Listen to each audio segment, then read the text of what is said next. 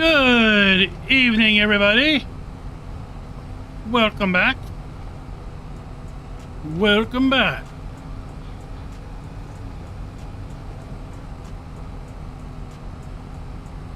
We are experiencing the fruits of our labor. We're harvesting our first field for the second time.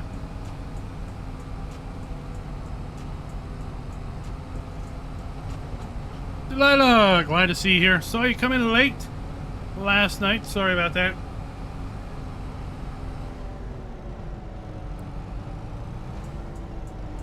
Oh, very, very sorry to hear about that. Very, very sorry. Tell you what. I know somebody who's having a little bit worse day than you were.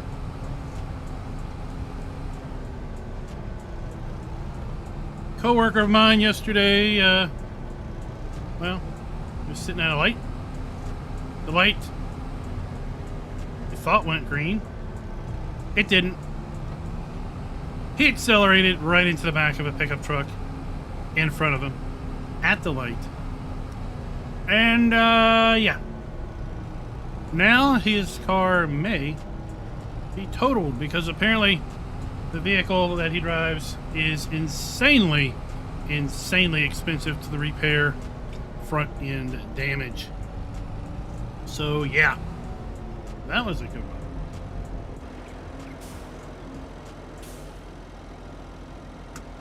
Carson, what's up? Donald, how are you doing? You know, they say misery loves company, and I'm not being light about the woes, but seriously.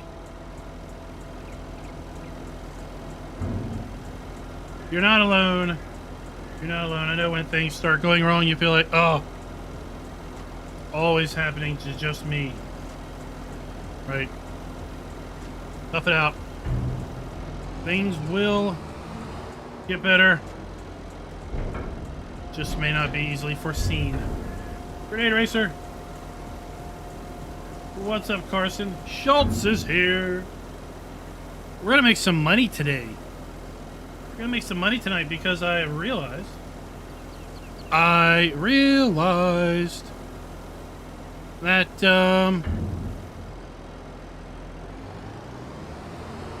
well, let's just say I got a lot of soybeans in the silo, and I didn't even know about them until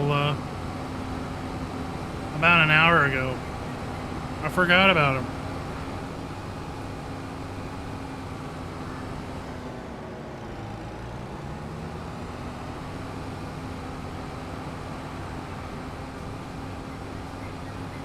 Oh yeah. A week without a stove is a bad week indeed.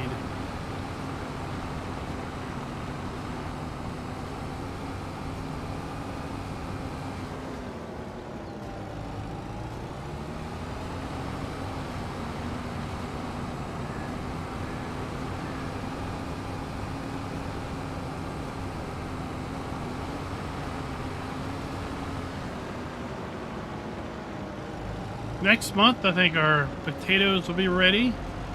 And our sorghum will be ready. We'll be able to make some pig food coming up.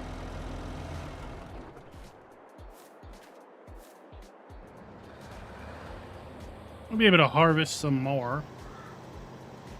We got 2 crops to harvest. We got 72,000 liters of soybeans to sell at a nice $1,256 per 1,000 liters at the train sell point. Schultz has air conditioning again. He can play with his brand new graphics card and heat up his house.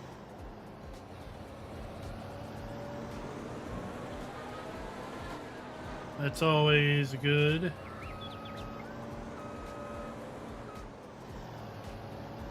Carson, thank you, sir, for the super chat. $6.99 Canadian. Much appreciated.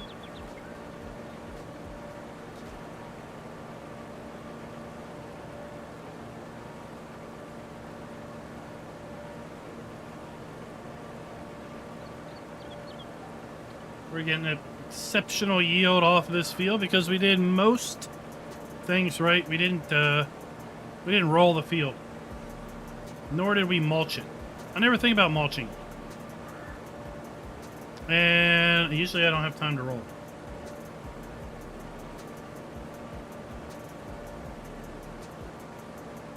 Oh, grenade racer, that's right. That's right. Now, crop moisture would be an interesting feature to add. Crop moisture with respect to storing your crop. If you store your crop and it's not dry enough, you can have rot. You could have fire, right? It could heat up and burn. Your grain could ferment and just generally go black, be nasty. Moldy grain in a grain bin is just an absolute disgusting scent.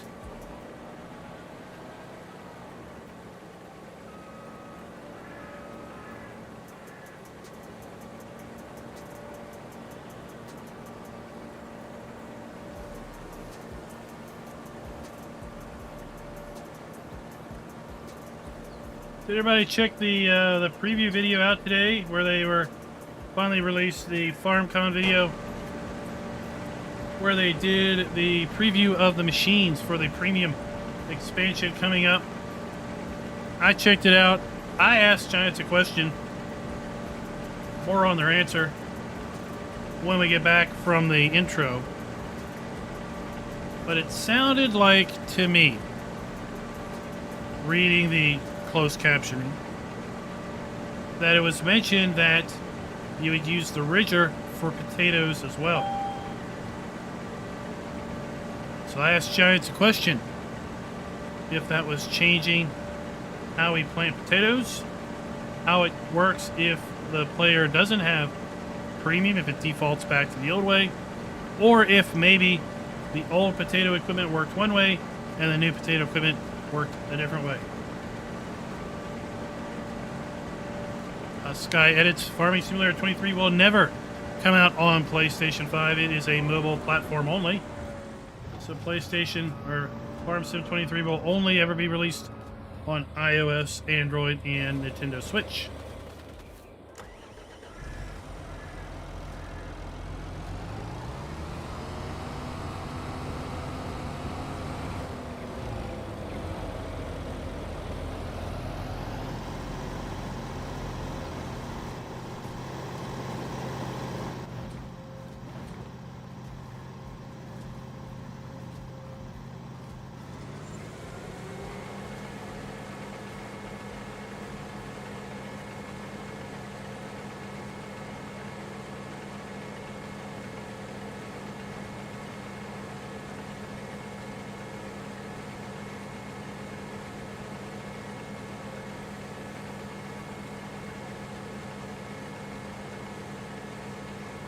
We also got to see some first looks, first gameplay from content creators that were at FarmCon today.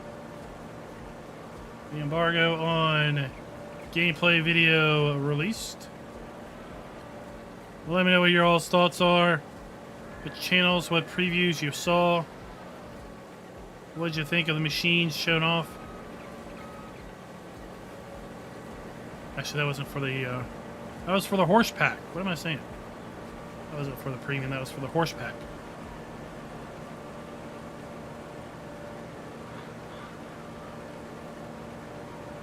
No fact sheets today as well. I was really thinking we would get some fact sheets today. Have 3 weeks worth of fact sheets between the announcement and the release of horse, but it looks like that is not going to be the case.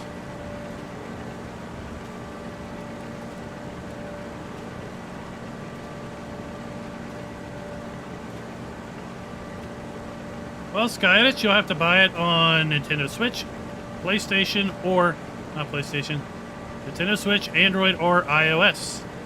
Those are the only platforms it will ever be released on. And that's it.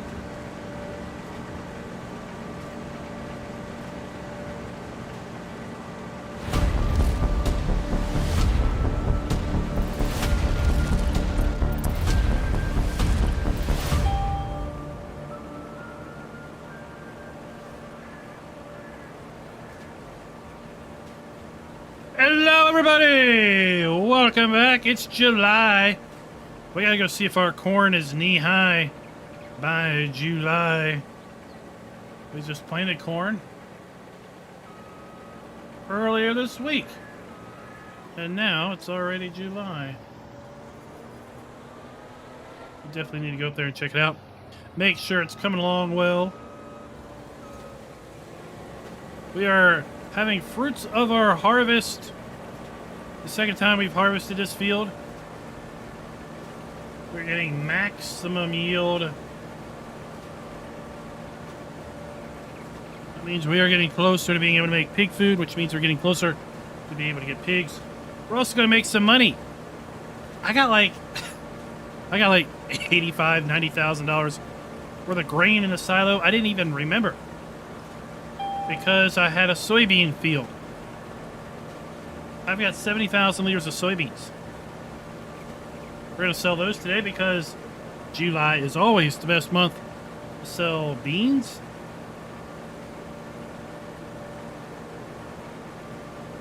We'll see what else we can get into tonight.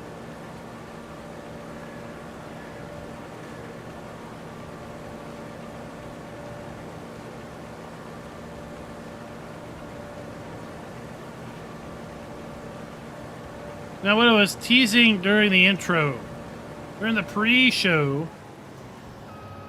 was that I watched the preview video where they were doing the premium edition premium expansion machines. And they were talking about the ridger, and I was thinking I had read in the closed captions that the ridger would be for potatoes as well. So I asked Giants, basically, what happens for players that don't own the premium edition for potatoes? 2, maybe, is it possible that the old potato stuff, you know, the potato stuff we have here in game now, where is it? You know, this potato stuff, maybe that stuff works like normal, and maybe the potato stuff in the premium edition requires ridging. And what I got back, I think, is information that you all will very much like to hear. And that is, regardless of what was maybe being implied with the closed captioning, potatoes are unchanged for Farm Sim 22, even with the premium edition. So no ridging will be needed for potatoes in FS22. It's not saying that ridging won't be needed in whatever the next full Farm Sim release is. But ridging is only going to be for the new crops. Sounds like the new vegetables. Carrots, parsnips, and red beets. Farmer G, how was Guardians of the Galaxy 3? I haven't even seen 1 or 2. I'm not that big into those superhero movies.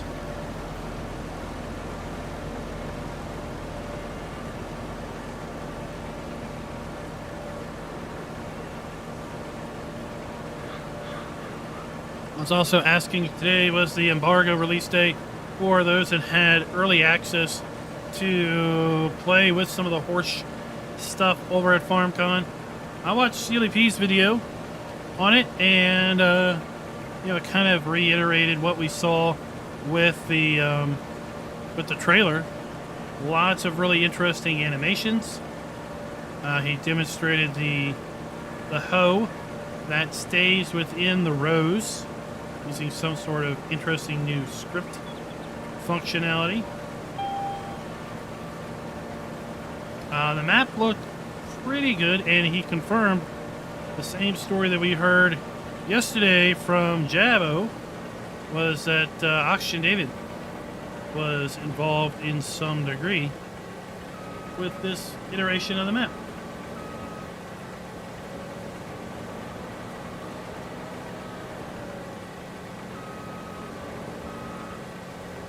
You heard it here. Farmer G cries at superhero movies. Late breaking news. Late breaking news.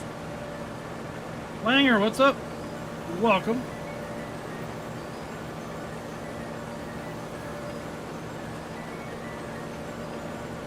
Spawny wants to be planted in a ridge.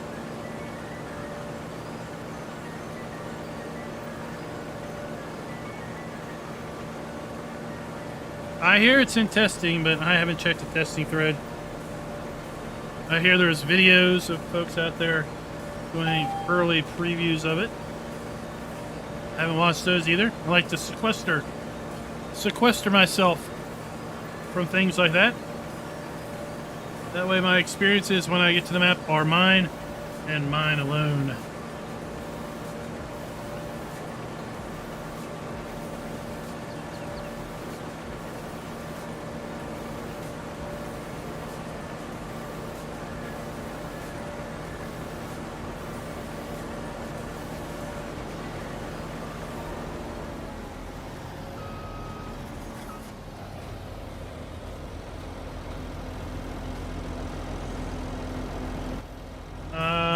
So I don't do firewood.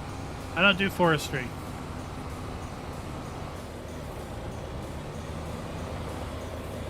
There's lots of things I could do that I won't do.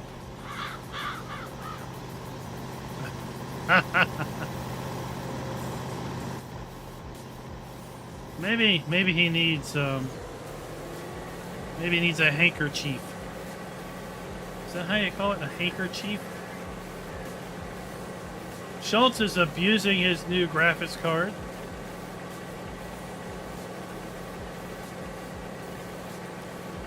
Working on new mods for all of us. Well, for most of you all to enjoy.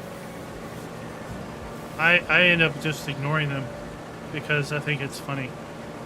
No, not really. Not really. I haven't had much opportunity to use them.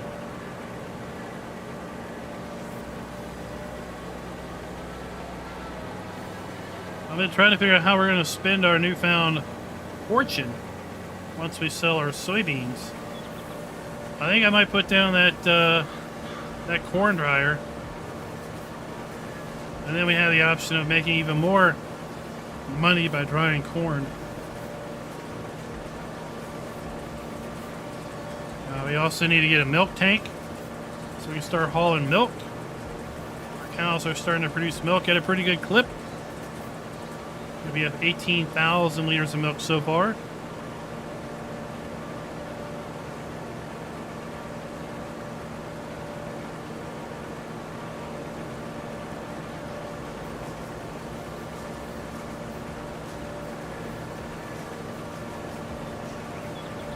Dookie is forgetting to hit play. You know what else I sometimes forget to hit? This video is brought to you by Andre Yokoma and Jackson Weatherolt. Thank you for being farm barons.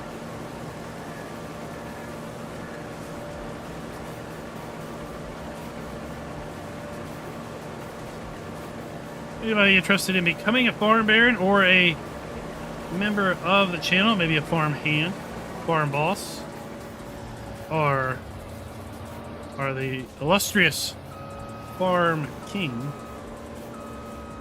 click the join button down below the video. Learn about the different levels of membership and their perks. Artemis, good evening. Good evening.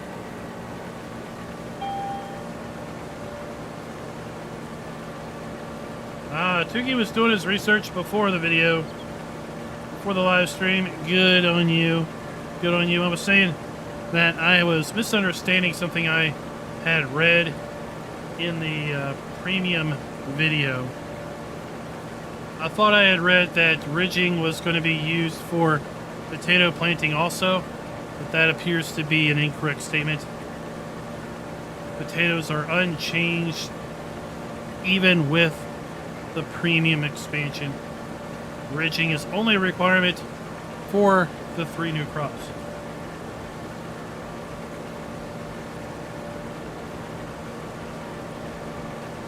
Captain Kiwi is here. Welcome, sir. What's your sub of choice tonight? Grenade Racer, I will be straight up with you. I have played very, very, very short series times in 22. Very, very short.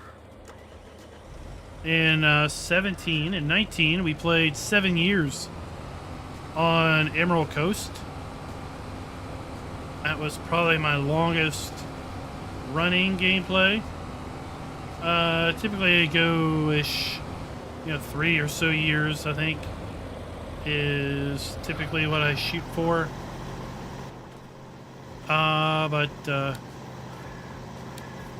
haven't had an opportunity to do a lot of sustained gameplay on any one particular map in 22.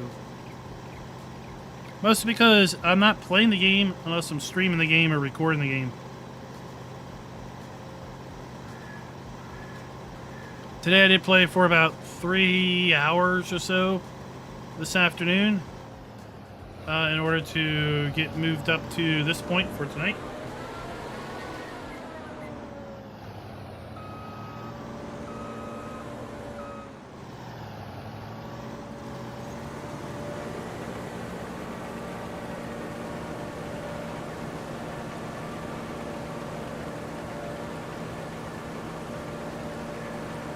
But there are lots of days where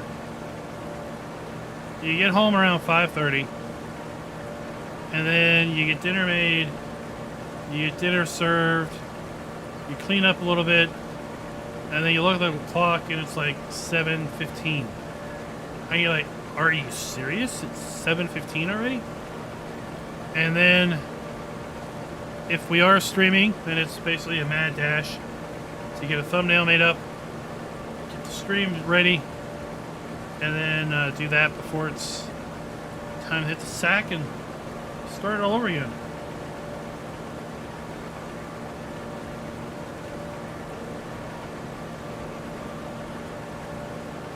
Oh, what type of steak did you get? What type of steak did you get?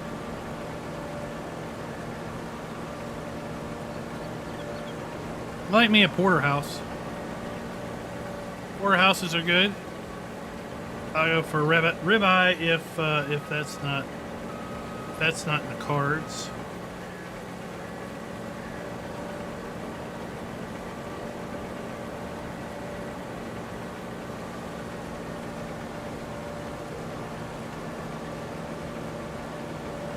And then I would say probably the third choice would be a New York strip.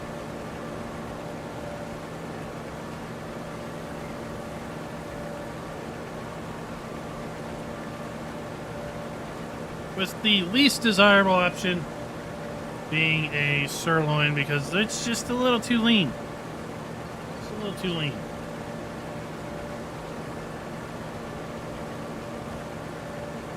Quite honestly, I rarely get a steak, even at a steakhouse. I prefer my own steaking.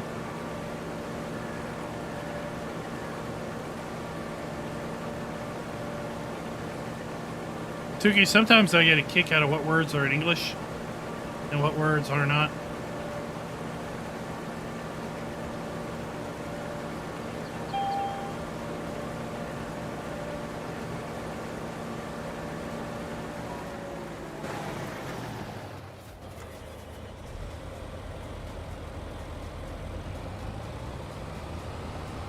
Hellhawk, I don't have favorites.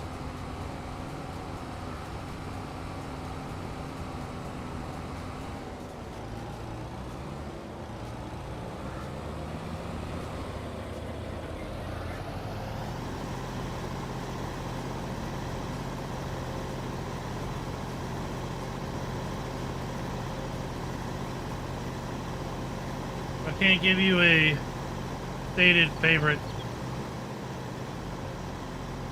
Every map that I play, I prefer to play for specific reasons that make it stand above any other map for that one particular moment in time. And today, my answer might be one map. In a week, I might decide it was a different map.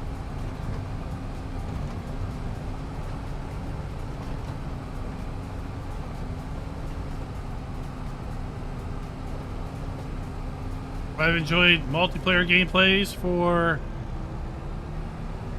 reasons above and beyond the map itself. I've enjoyed single player gameplays for sometimes some of the stories I dreamed up. Other things I enjoy just because I like the map visually. I like the gameplay elements that the map introduces. I enjoy certain parts of this map over UMRV, over Hofburgman. I enjoy Hofburgman for various reasons that I would say I would not prefer other maps that I have played over the ages.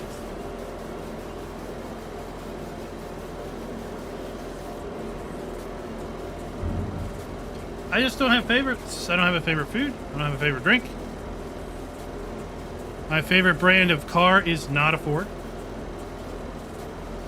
I don't have a favorite color because I'm colorblind, and therefore the colors I see are not the colors you see.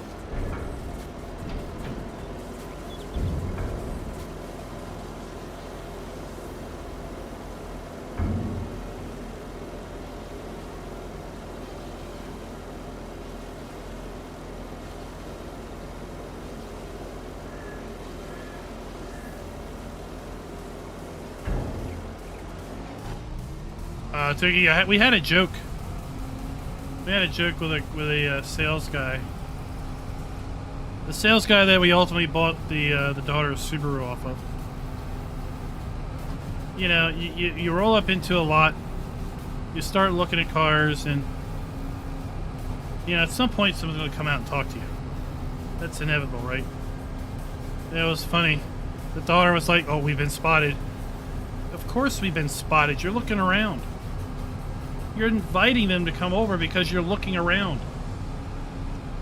But anyway, he's like, "What are you looking for?" I was like, "You're looking for, you know, something cheap, preferably low miles, some sort of, you know, the diamond in the rough that maybe is a really good deal with really low mileage on it." I say, "Not a Ford." And so he's like, so you don't want to look at the car that's 2 cars down from us?" I was like, "I don't know. No, probably not." I was like, "What car is 2 cars down from us?" He's like, "Probably not one you want to look at." And then when I got 2 cars down, I saw it was a Ford. I'm like, "Oh yeah, definitely. We don't want to look at that one. That one doesn't exist. We're just going to skip over that."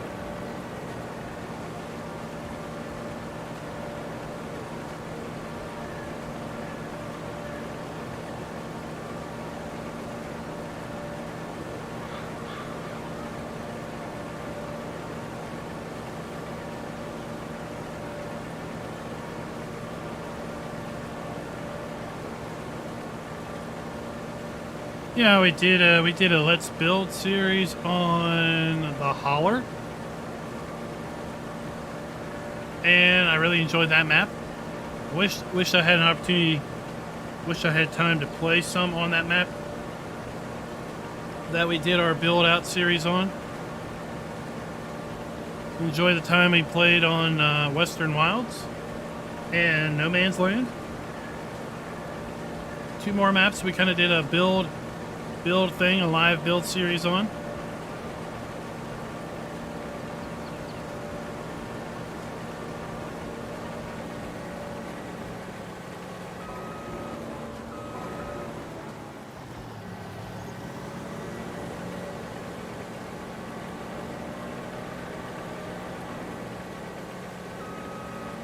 I would say the more popular a map is, most likely the less interested I am in it from a gameplay standpoint.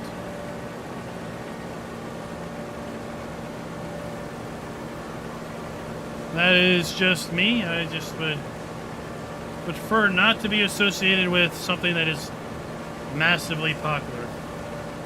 Dwayne, what's up?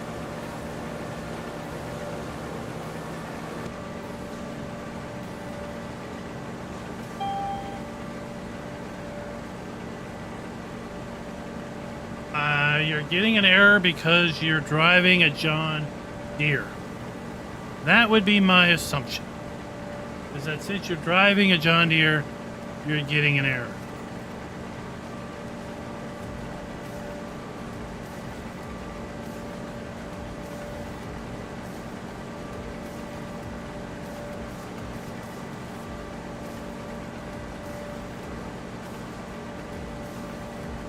Johnny H, welcome.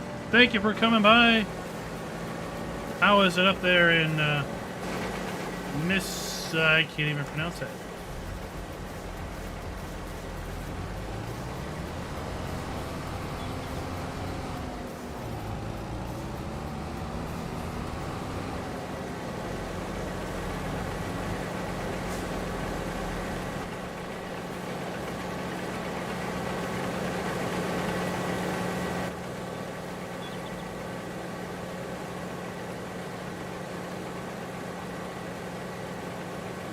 That's something else I thought about doing.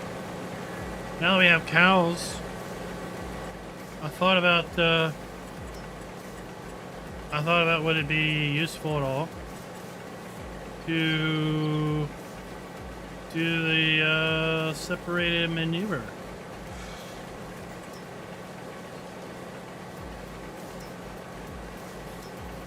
You know, thought about it.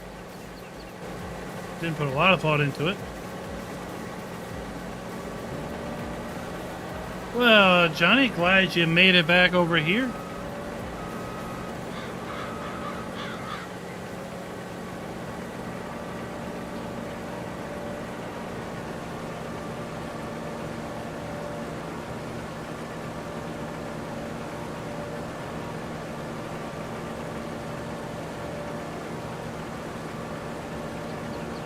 Indeed, right, indeed. When we bought the wife's car, it was the first car that we had a keyless ignition, right? And the question was like, well, what happens when that stops working, right? You can't start the car. What happens when the battery in the fob is too low? Or what if, you know, the battery fails and you're somewhere?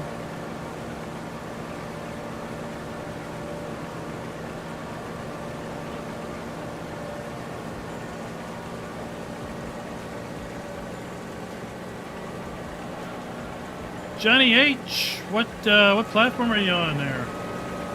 What?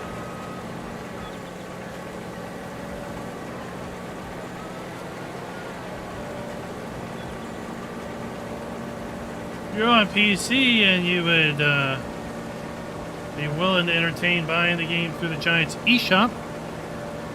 There are affiliate links down in the description below.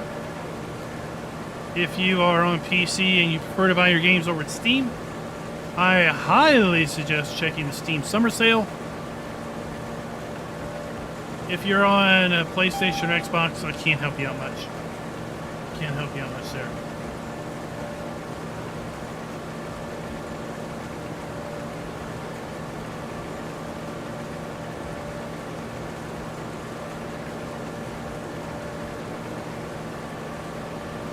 Yeah, I would heavily suggest checking the Steam Summer Sale. You might find a very interesting bundle for sale over there. That'll be well worth possibly the investment, especially if you're looking for the game and expansion content. I dare not go too much further.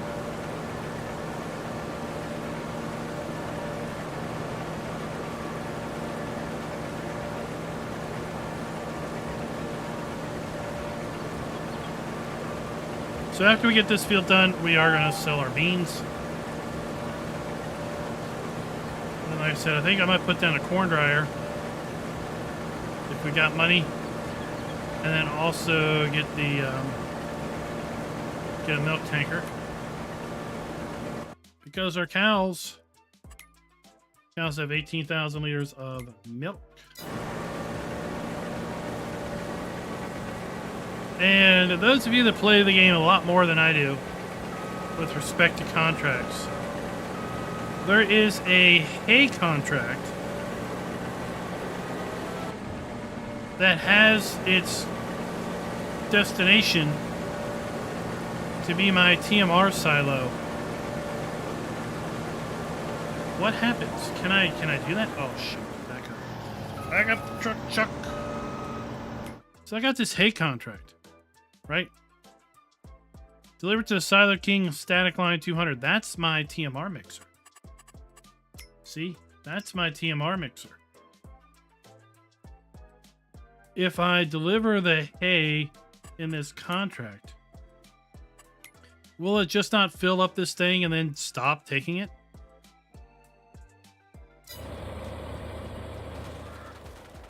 And if that's the case, it'll take me forever to complete the contract.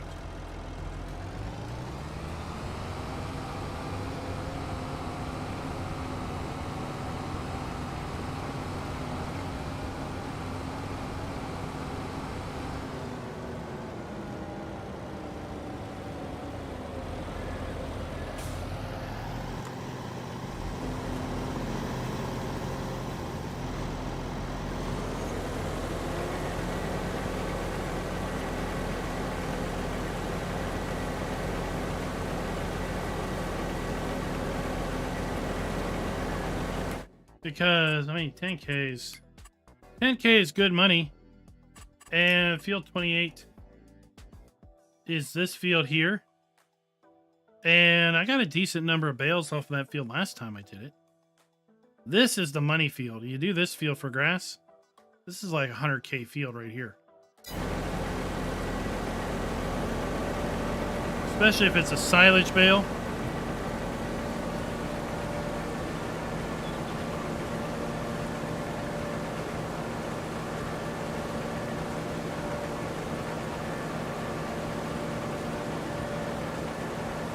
So I don't want to take the contract and then not be able to actually deliver the goods to the silo because it just fills up the TMR production and I can't add more to it.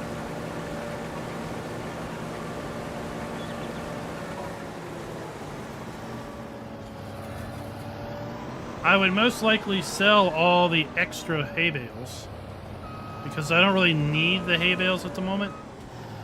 And what I need more at the moment is money.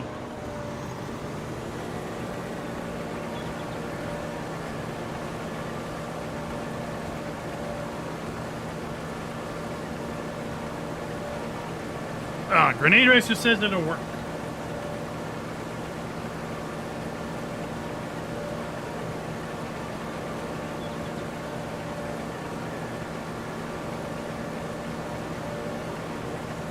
Tookie, we're trying to do this.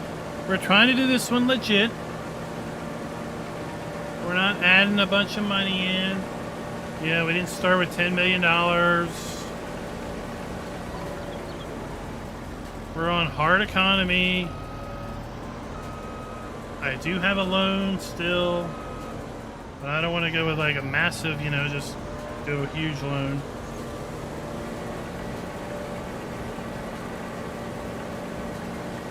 And we all know, Tukey, that we don't do forestry and farm sim.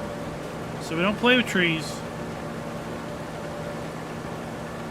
We don't play with trees in farm sim.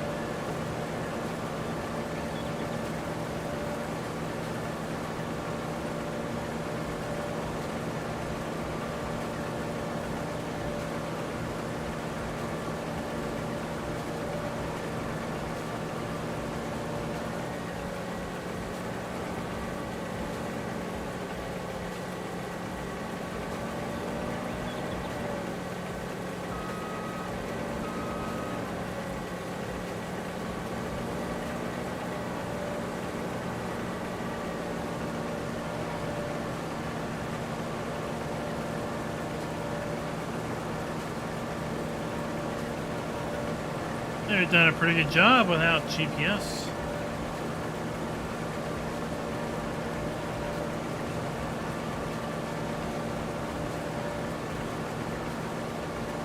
I don't think Tukey could play Farm Sim 23 because he wouldn't be able to cheat in money.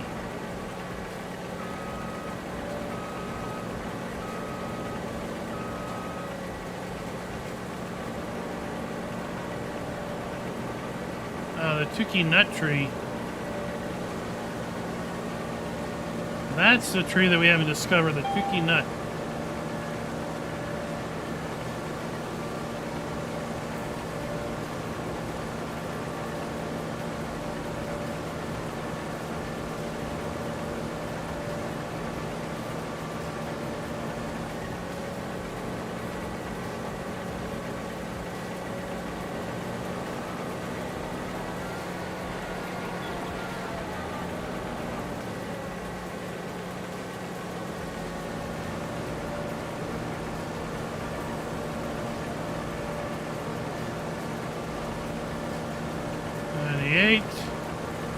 And 100.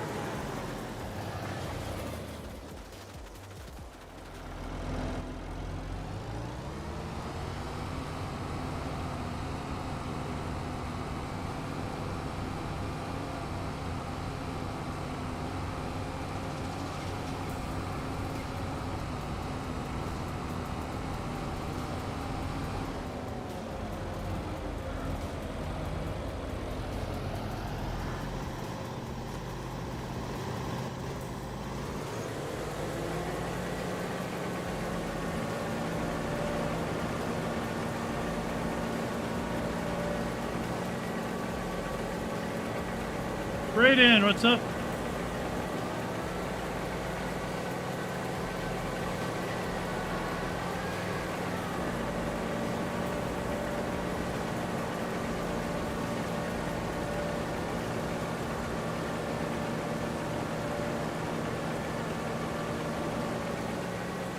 We'll see. I mean, there's some other fields that are ready to harvest. I would love to do harvest contracts on those.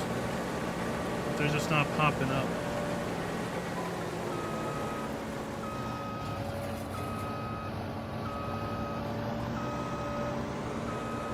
Loungefly, what's up?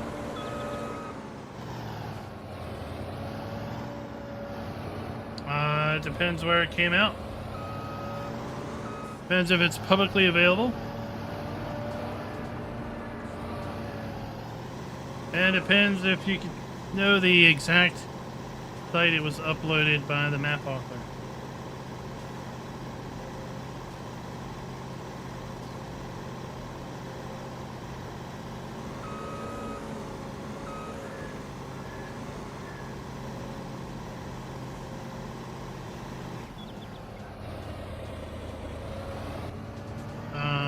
Share Mods is just a mod uploader.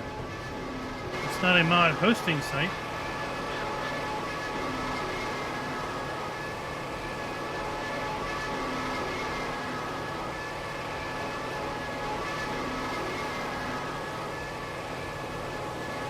I need to get my header trailer.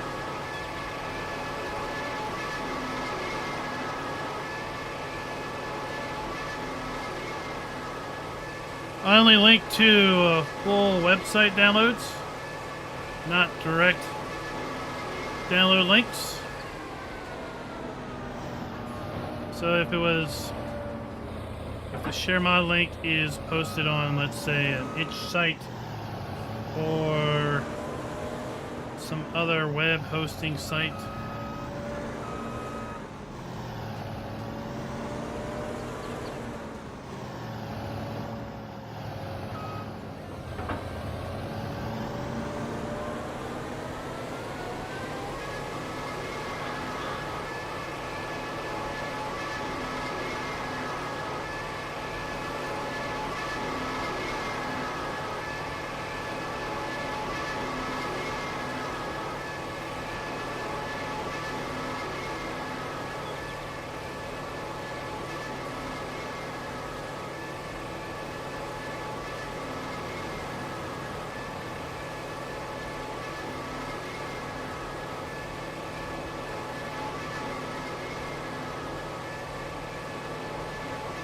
park this down here where we got our other field.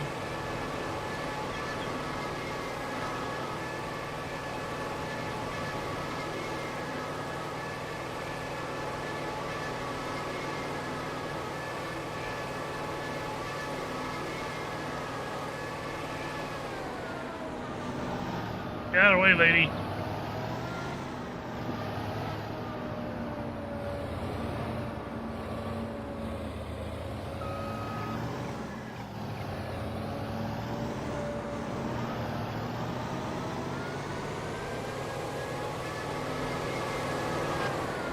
Oh, man.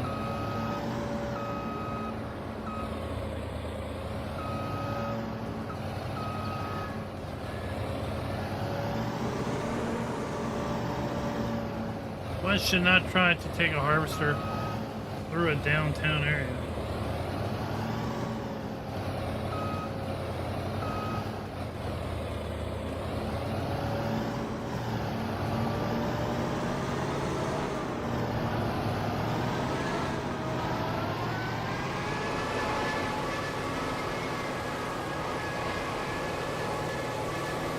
Yeah, we did it.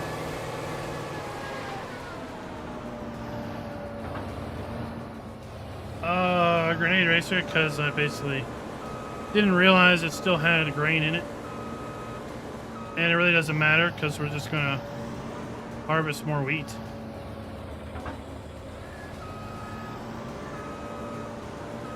Because this is our field too.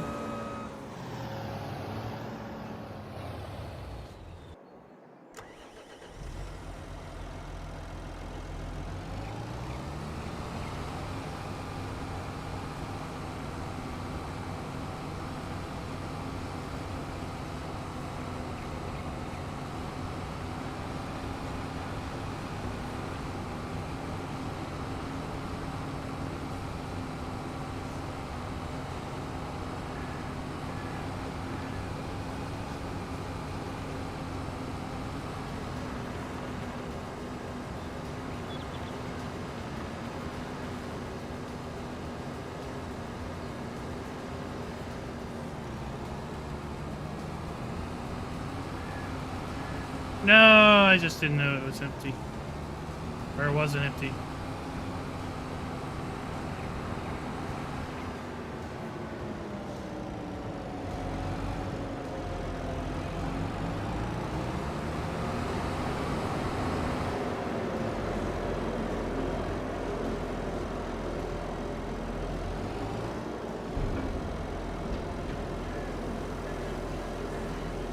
So we're gonna grab soybeans now and shoot it over to the sell point.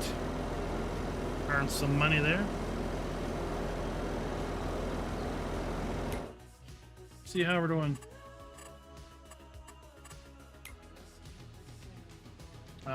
Nice stockpile of wheat.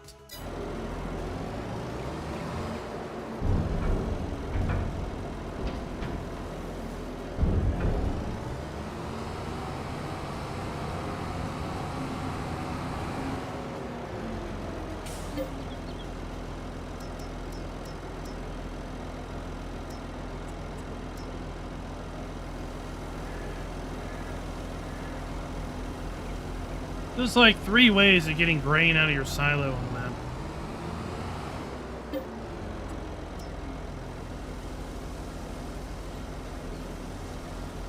You've got here, you've got just outside.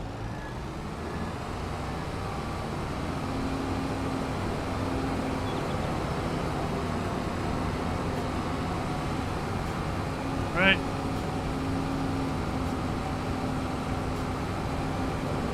Get out right there.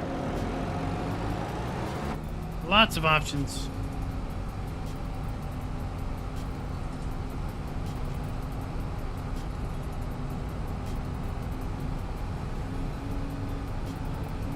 Now it was mentioned that the trigger for the collisions on the fields is down here just south of the farm.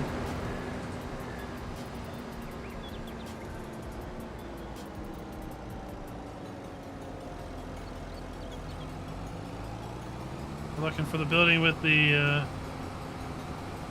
flags on it.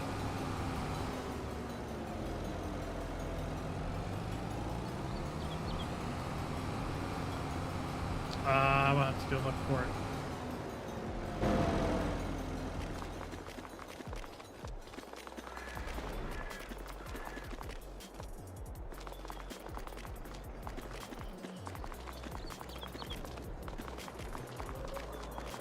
Here.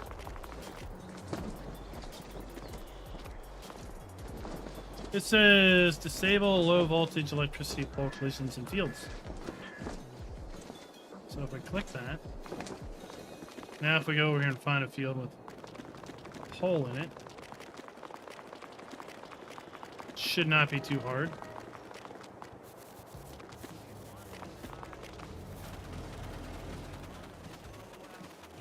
Now we can walk all of that. We can walk right through it.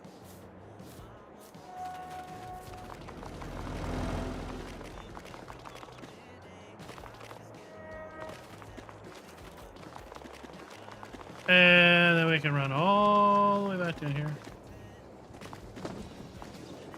And turn them back on.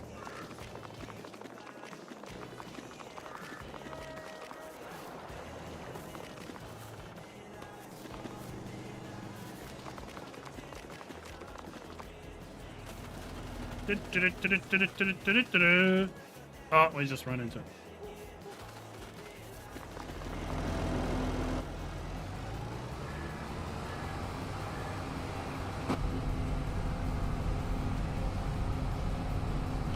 I like to do it the hard way. We have to go around them. So leave them turned on.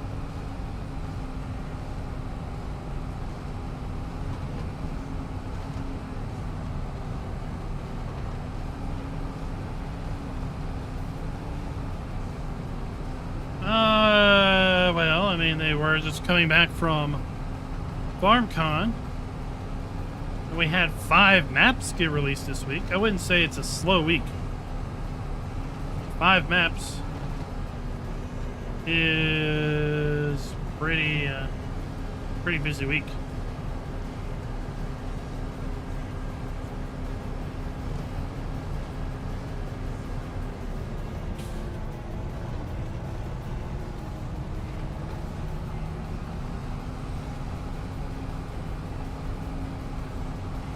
So here we have our train depot.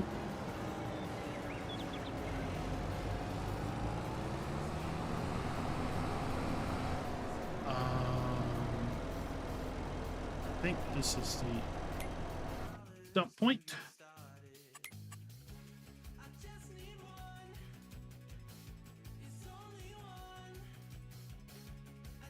Yep, that's it.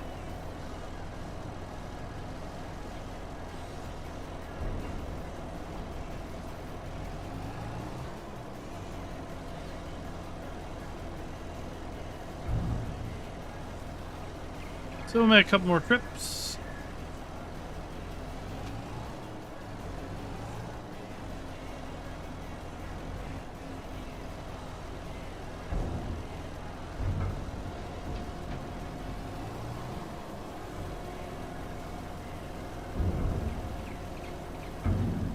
And we'll make some money. Field 21 is owned by... Well,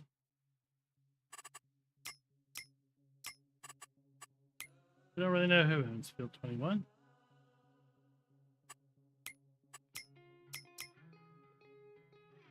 Yeah, hopefully it's not Anna or Lucas.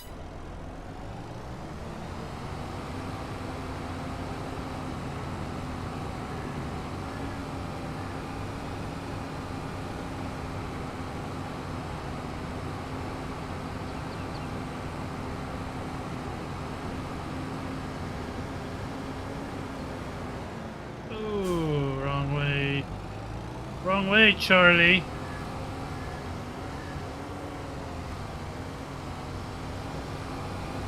Let's hope the train's not coming.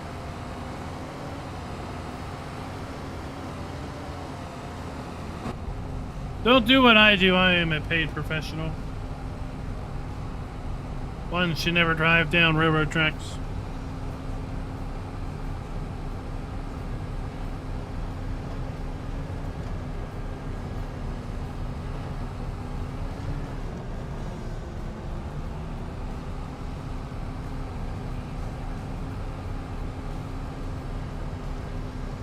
Last fly, he did do a really good job on this map. Did a great job on his maps in FS17 and 19 as well.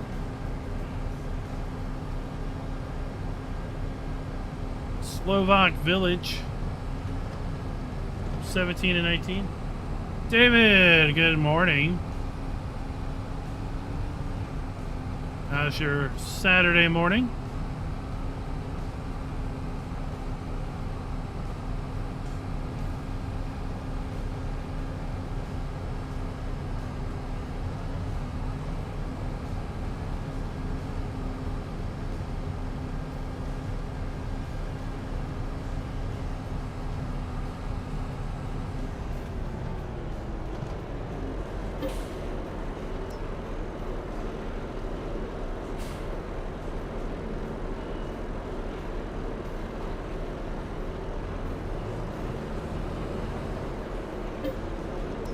Oh, it wouldn't be the first we've been hit by a train.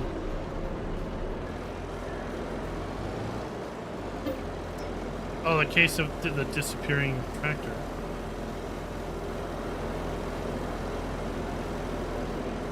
Where'd it go? Oh my god, where'd it go? Ah, it's so fun.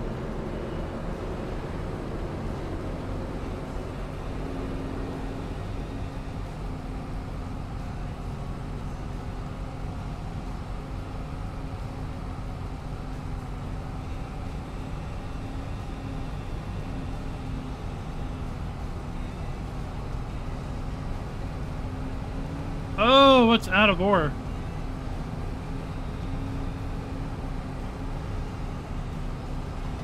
Is that a mining map?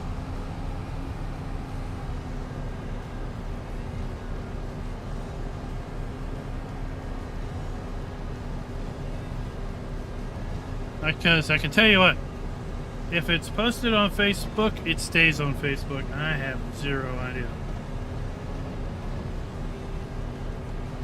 Oh, a mining game. Okay.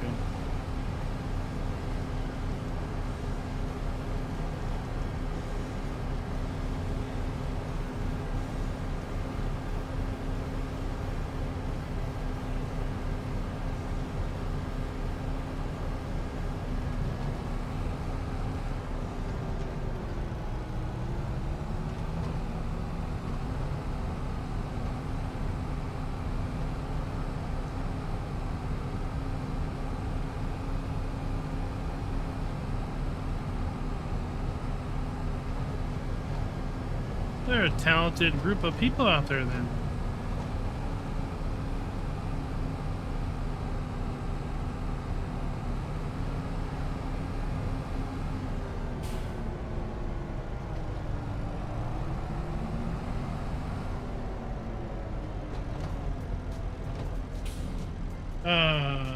Potato contracts that require 2 million liters to be delivered.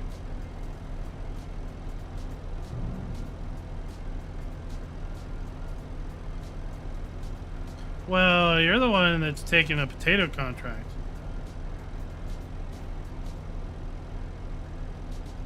That's all I can say.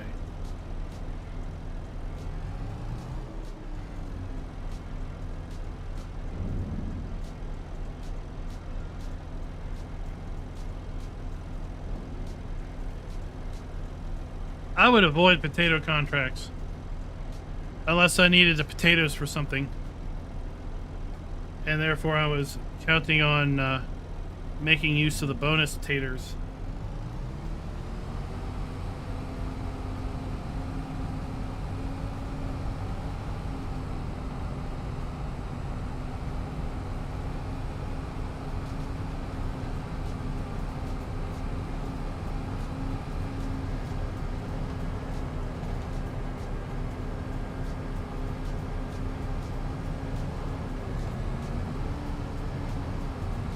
But I tell you what, we will be doing a lot of carrot, parsnip, and red beet contracts in a few months.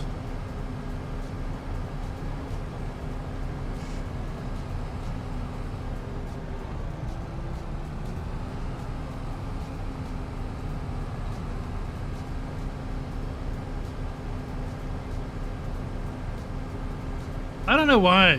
Why is it the AI always wants to plant potatoes or sugar beets in the biggest fields possible?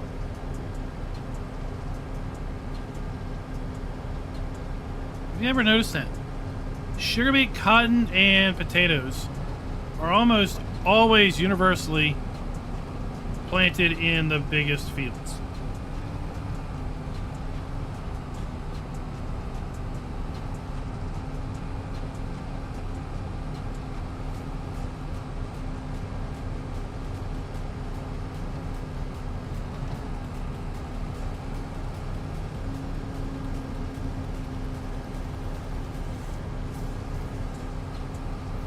See how many. Right. Less than one trailer load.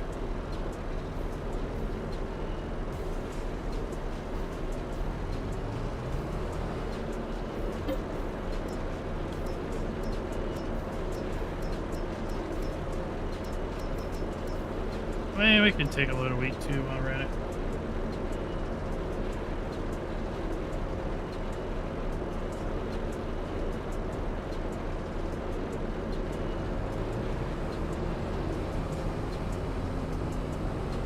What other vegetables? What other veggies would you like to see brought to the game? Right, we're getting carrots, parsnips, and red beets in November.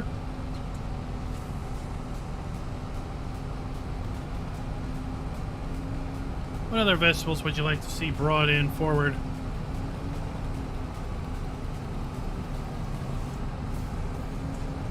And then I've got an interesting question. Why does it seem that for all the normal DLCs, the names are mostly logical to what they are? But when we get to the big DLCs that enhance gameplay, they become cryptic, non-descriptive names. Right? Antonio Cario. It's a DLC about the name of the brand.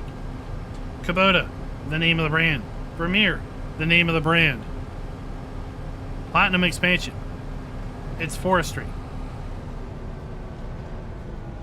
Why don't we call it the forestry expansion? Gouville, name of the brand. Hay and forage. It's about hay and forage. Horsepack, name of the brand.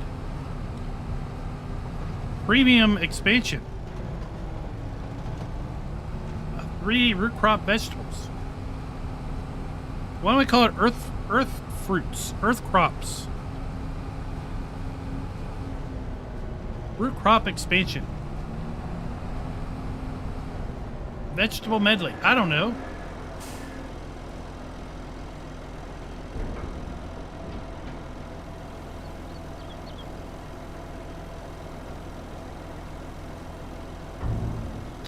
This month's DLC is the horse.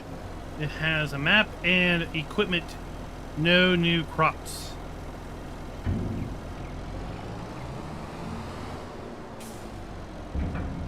The premium expansion in November has a map, new equipment, new crops, and new gameplay elements.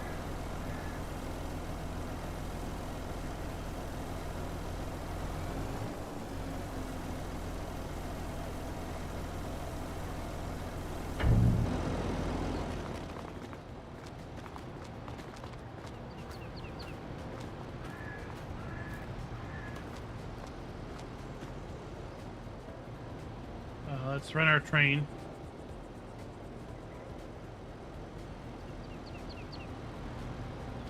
Let's go shut our tractor off while we wait. Hey, buddy.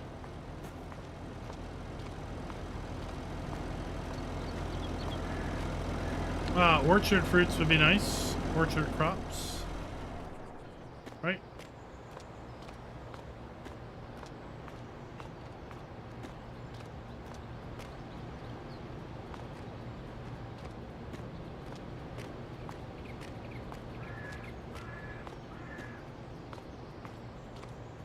I mean, I'm certainly not the only one that gets mixed up. Because the two expansions are both start with the letter P. Right? I mean, I get the J months mixed up all the time. June, July, January. And it's a J month.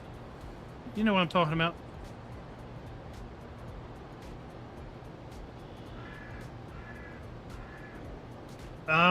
Grenade Racer, we got nuts. Tukey Nut, where is he at? Where's the Tukey Nut? Jeez. The slowest train ever. I'm gonna drive back to the farm. Maybe the train will be here by then.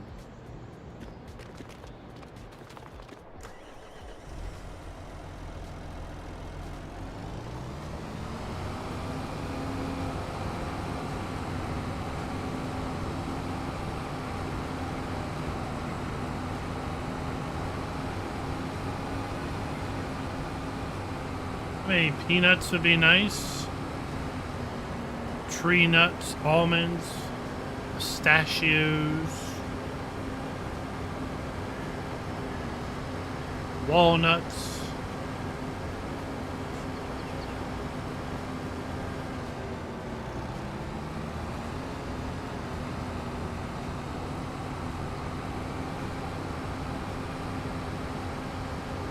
Other legumes.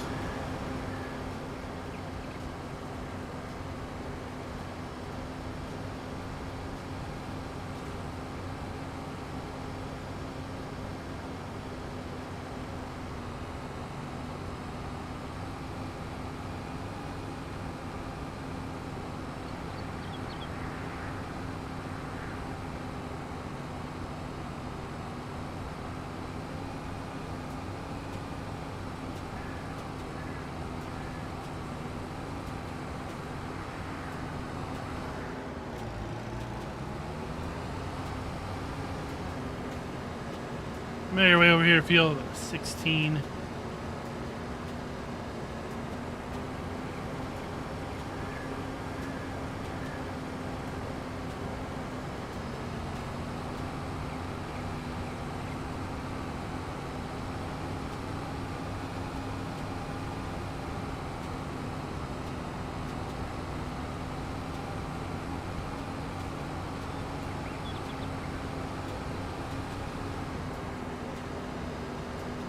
Then we will get back over to our train.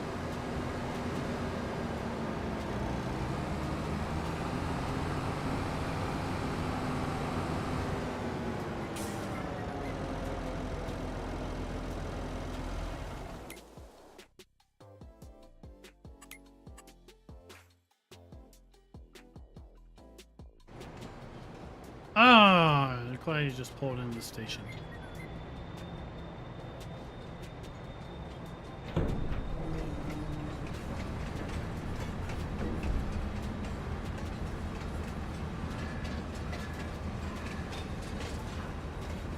Creep up here.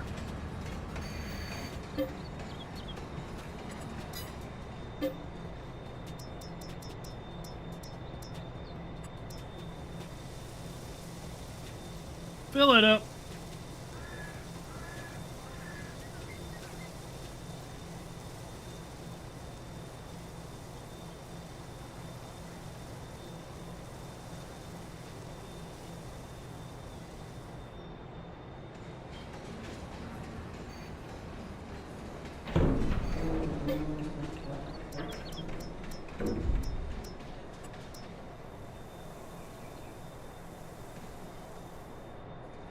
All right. See how much money we make.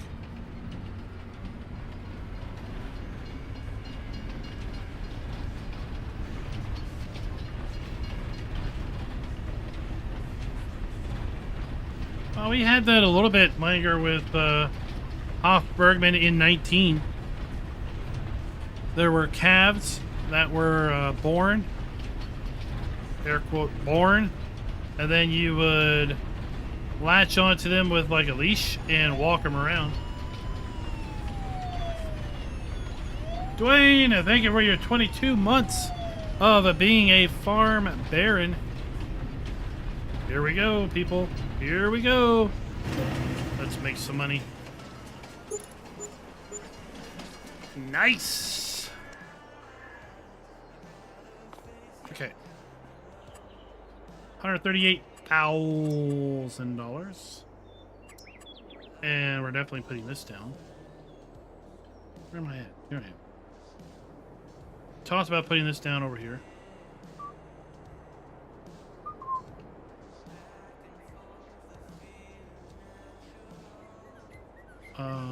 What we do before we do anything stupid is save.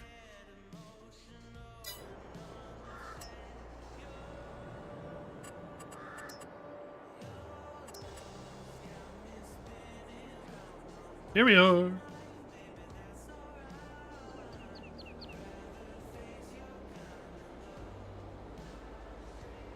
And do it.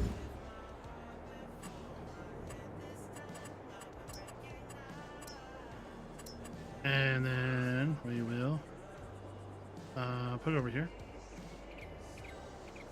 Where the dog used to be. Do it. Alright, nice. And then we need a fabulous trailer. Uh-huh. Honka burning love. Yep. Alright, we'll take you. And we'll make it have yeah. And then we'll do this. Uh-huh. Because we like it. We like it like that. Cha-ching. Yeah. Alright, now give me a tractor. We'll use this one.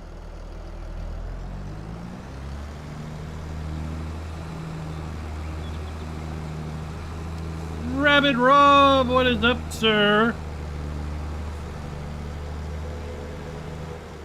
What is this? Oh.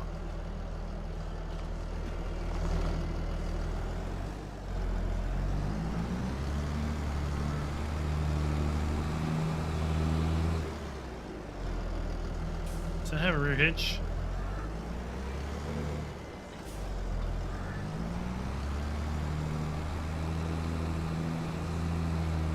I wonder if I can train this back with the forage wagon.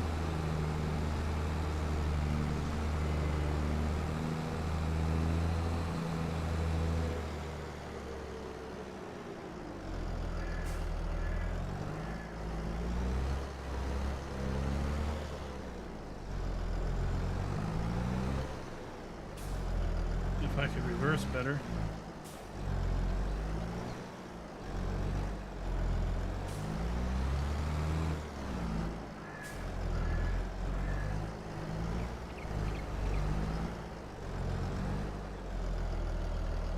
Apparently no. Alright, let's see, maybe... That definitely doesn't have a hitch. Okay.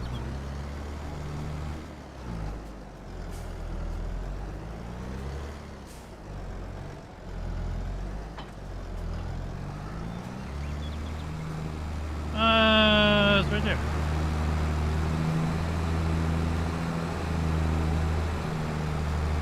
But it may just be visual, or it may not be the right hitch.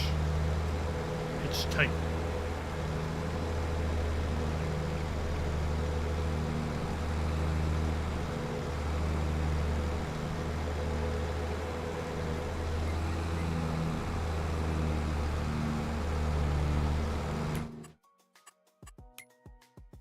We need corn and propane.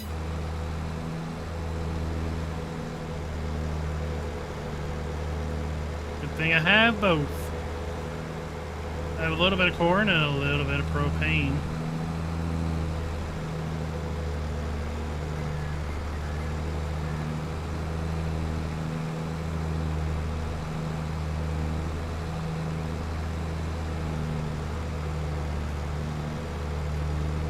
Yeah, well, lots of times the visual hitch and the coded hitch don't match.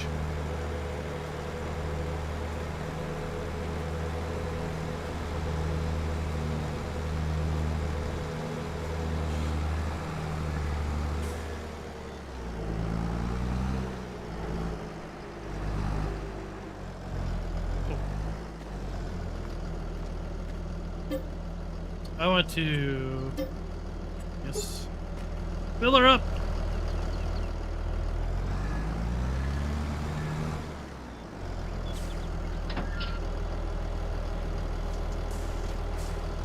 Yeah. We would definitely open our lid to put gas into a tanker. We would 100% do that.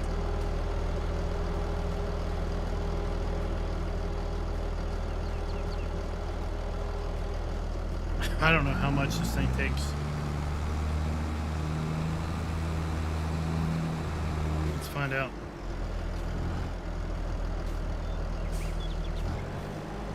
Yeah, we definitely would pour it out on the ground.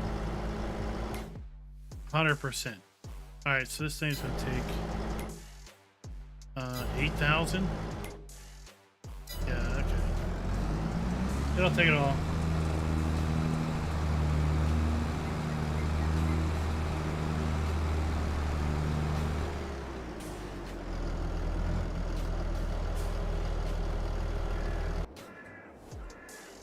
Oh, the trailer's down here. Well, we'll get that started. We will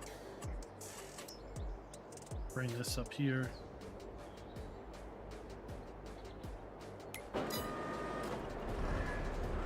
Because we're going to use it to do our straw.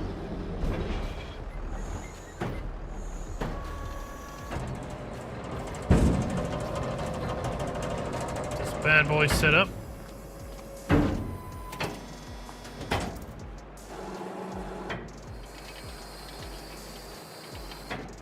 Okay.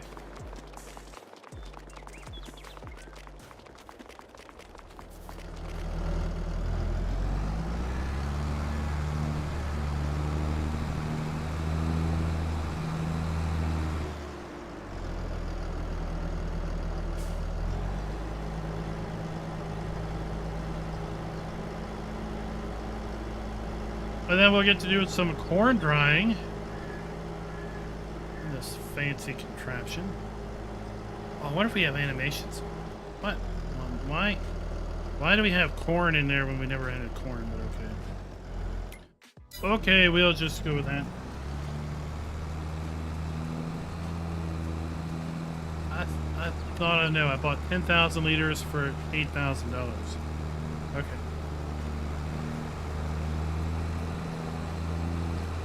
There's the bigger one that makes small bales and medium-sized bales. Here's our milk house.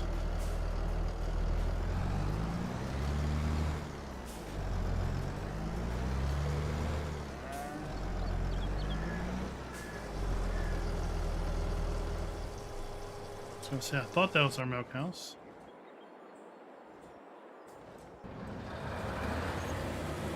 Alright, here we go.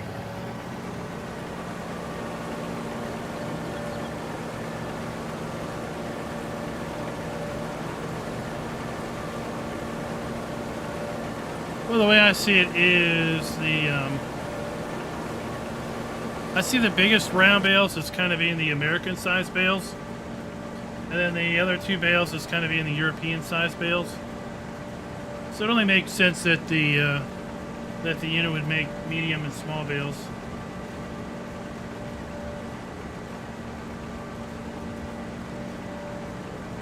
Mr. Pancake, what is your favorite form of pancake? Well, maybe there's a guy that could make that happen. Grenade Racer, right? We only knew the guy that made selectable bale mod. Maybe. I mean, I think he made, did he make other things? work like that? I don't know.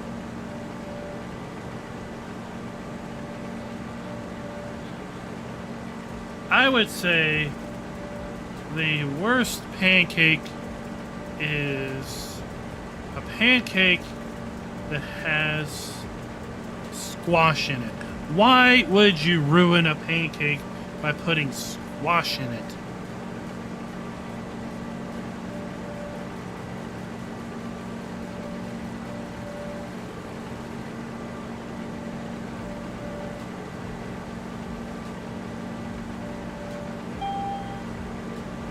So I think I've set a pretty high mark for bad pancakes. Someone's got to top that. I've never even considered putting protein powder in a pancake. That sounds pretty horrible too. That sounds like a crime all of its own. I can top all of you. A salmon pancake. Not a salmon cake, a salmon pancake.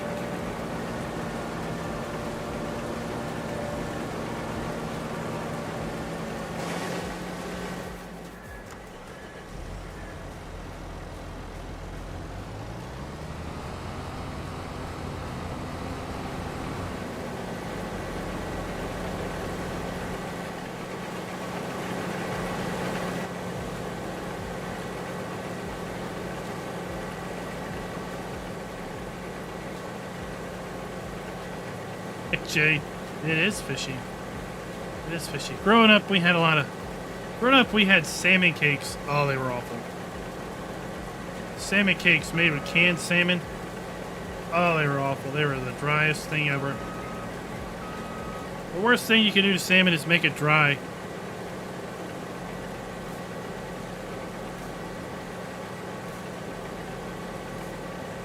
Brown and sticky is syrup. It's brown and sticky syrup.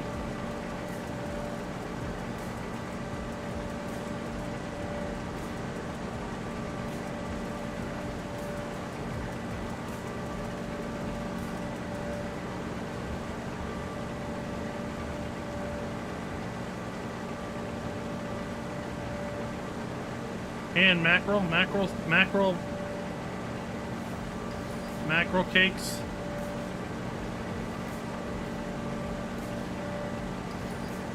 I debate that, Mr. Pancake. I have syrup that is brown and sticky. Therefore, my statement is fact.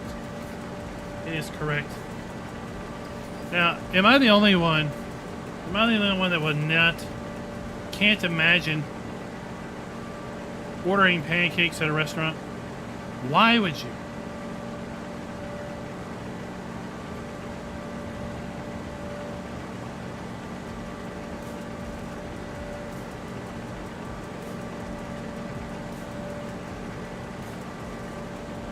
Oh, Farmer G, I thought there would be a way for you to reference the XML of the DLC.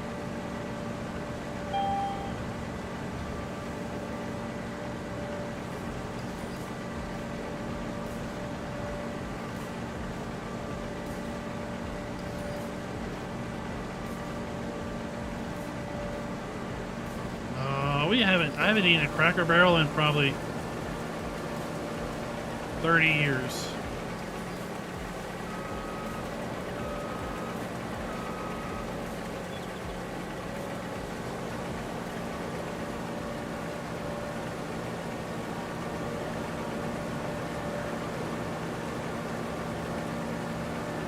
I don't know. I'm worried it's not going to be as good. Speaking of not as good, yesterday I was in the grocery store and I saw something I had never seen before. I saw a bag of Cracker Jills. That's right. A bag of Cracker Jills. You heard that correctly. Not Cracker Jacks. Cracker Jills.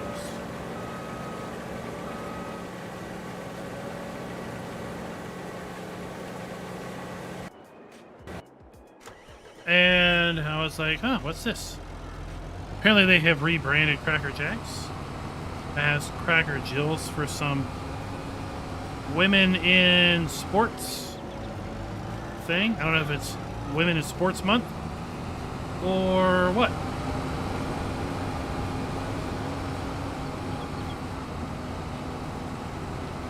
Well, I'll tell you what, they weren't near as good as I imagined or remembered Cracker Jacks being. The popcorn was kind of stale, and then I thought, wait, I haven't had any peanuts. I haven't had any peanuts. Maybe Cracker Jills. Maybe Cracker Jills don't have any nuts. Nope, they did. They were at the bottom, and they were not good.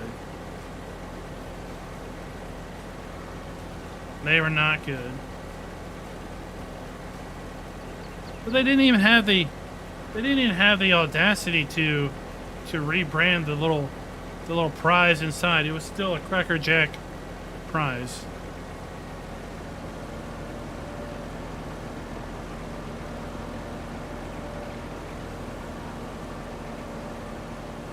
Crunch and Munch is 100%, 1,000 times better than Cracker Jack or Jill's. I agree. I agree.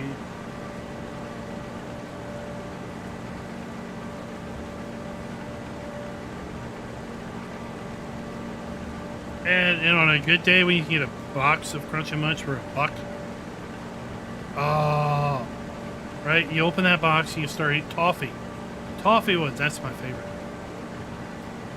For a guy that doesn't have favorites, toffee is his favorite Crunch and Munch. Alright, you open that box and you next, like, 10 minutes later, it's empty. Like, who ate it all? There's no way I ate it all already.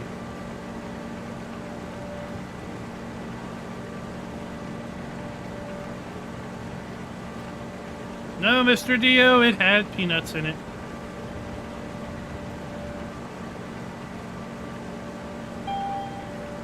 I would not suggest Cracker Jill or Cracker Jacks anymore.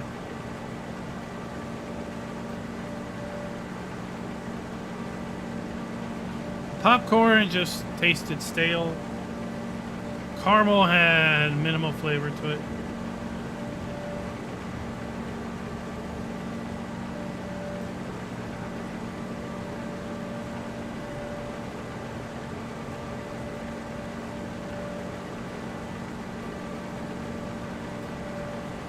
Just did not have the nostalgia that I was hoping for.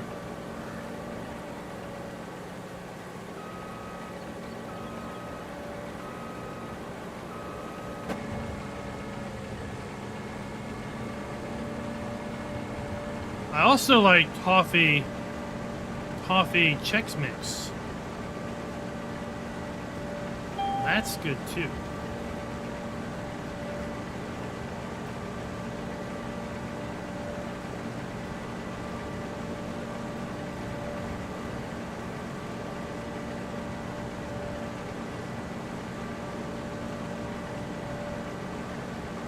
We could say that Grenade Racer. We could say that. The current preferred preference.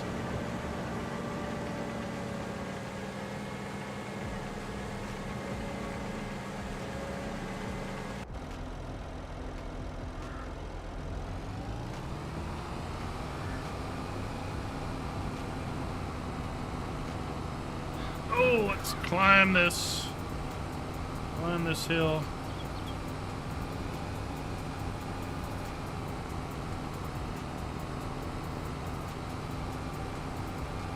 Oh, do you deliver?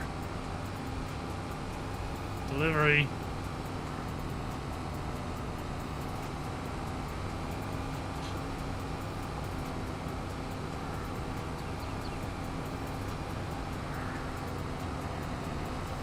Tell you what, you gotta watch out for some of those delivery shoppers. Their idea of substitutes are sometimes suspect. Right? Like if you put down you want a case of Coke, and then they go and substitute Pepsi, you're like, what in your right mind makes you think Pepsi is an equivalent to Coke? Clearly you can never shop for me again.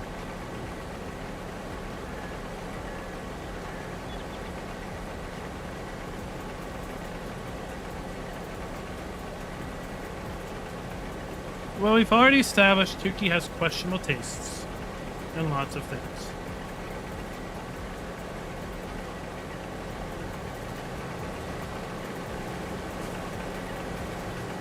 I mean, he puts ranch on...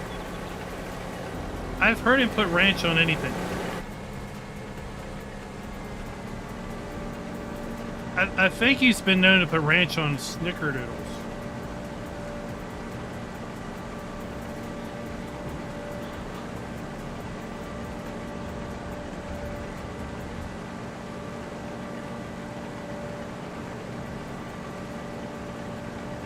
Oh my lord, he'd try it. Ranch on pancakes? No. No.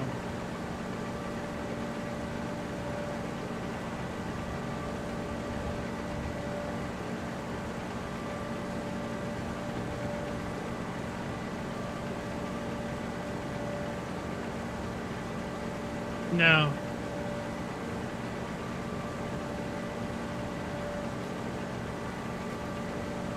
You know what's pretty...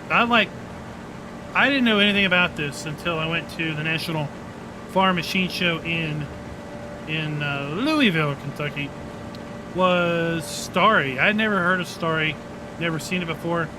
I get there, there's like a bunch of Starry all over the place. And I thought, well, maybe this is some kind of like Midwest thing.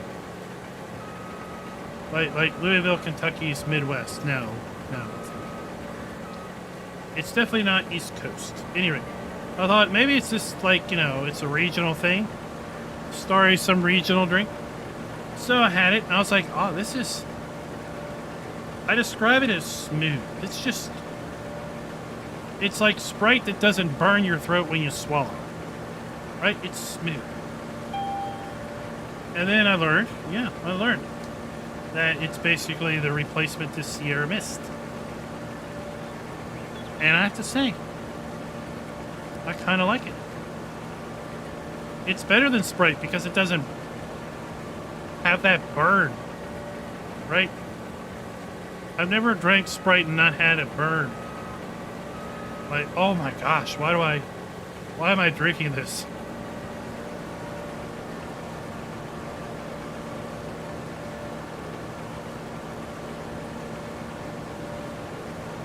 Now another good one is Sundrop. I like Sundrop.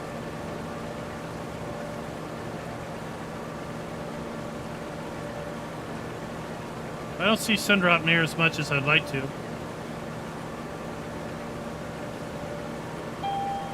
Any cranberry Sprite. Cranberry 7-Up is good. Right? Cranberry anything.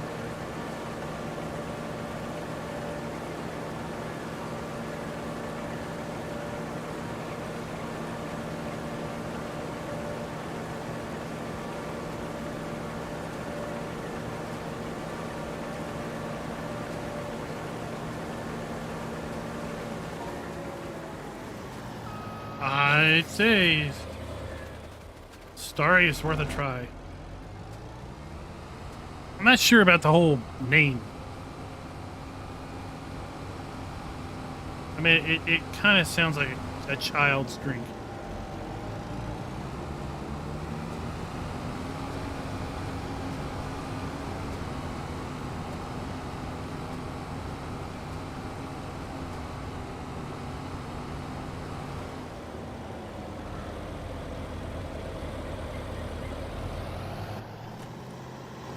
I don't even know who does Sundrop. Are they like an independent?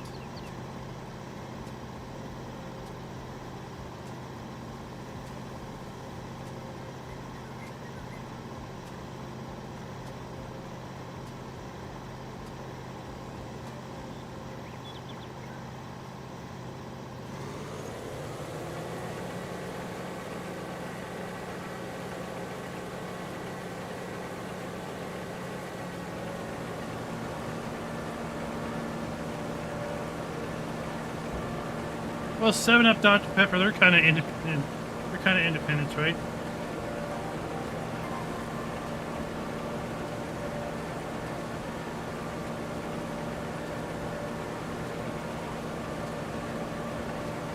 You don't see it everywhere.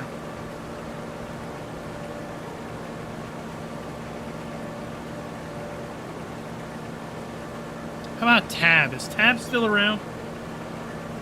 I got an older sister. She used to drink Tab all the time. I think that was the first air quote diet soda. It's probably why the girls liked it.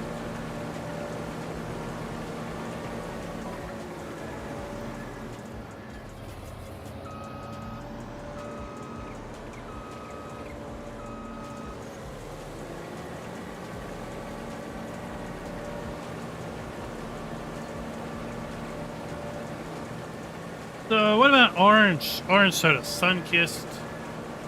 What are the other oranges? I'm not a big fan of orange sodas. I think it's the taste is a little bit too prevailing. Maybe a bit too orangey. I don't know.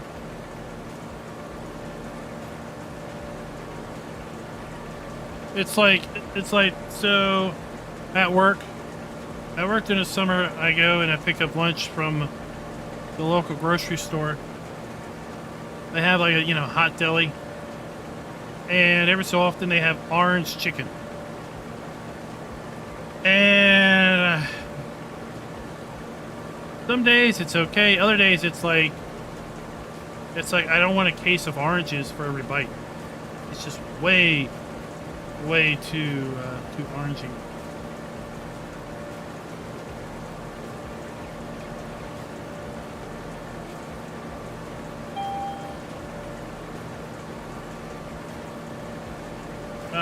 Cheerwine, I think, is more of a southern soda.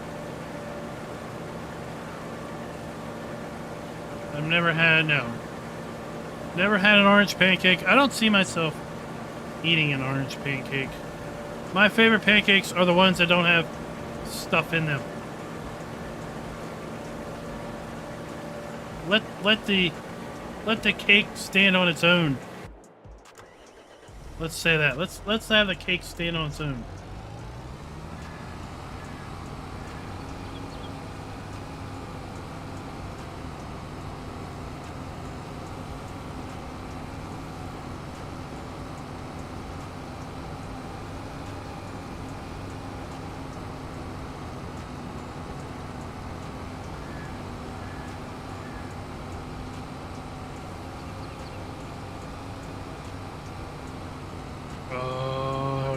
Are we stalling out?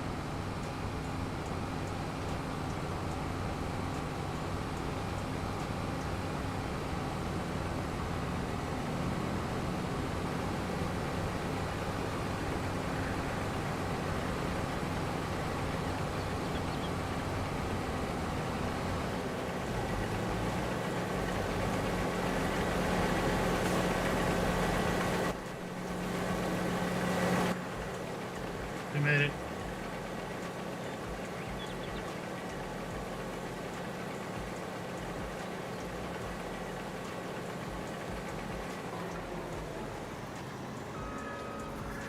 So, what about, speaking of root beer and cream soda, Wild Bill's root beer and cream soda?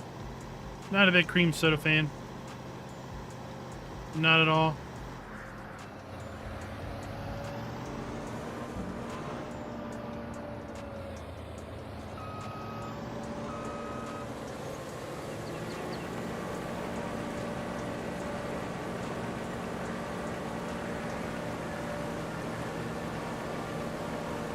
Tell you what, something you rarely find south of Richmond is going to be Utz potato chips, too. Utz potato chips are a kind of Pennsylvania thing. I don't know how far north they go.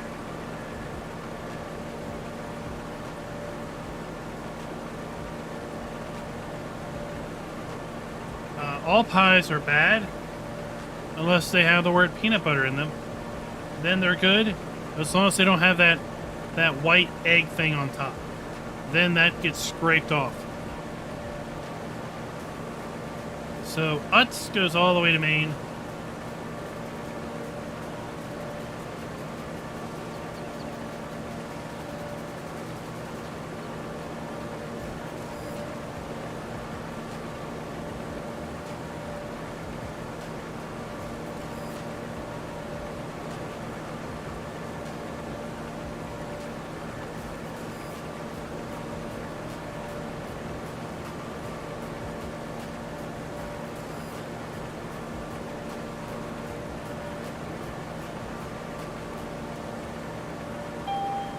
So when we went to PAX in Boston, they had Wild Bill's root beer. You buy the mug, unlimited refills. And if you go to another event, you bring your mug and you basically pay like a little bit of money, and then you get unlimited refills again. And I never heard of Wild Bill's until then. And then the other week, I was walking through the grocery store and there was some cans of Wild Bill's.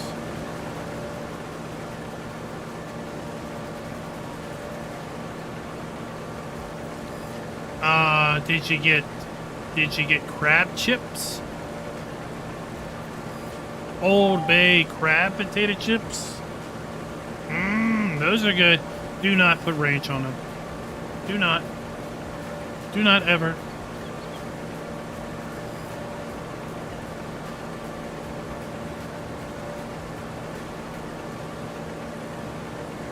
Some fries. Take some fries, put them in a cup. Sprinkle some Old Bay over them. Flick a little bit of vinegar in the cup. That's some good stuff. That's some good stuff.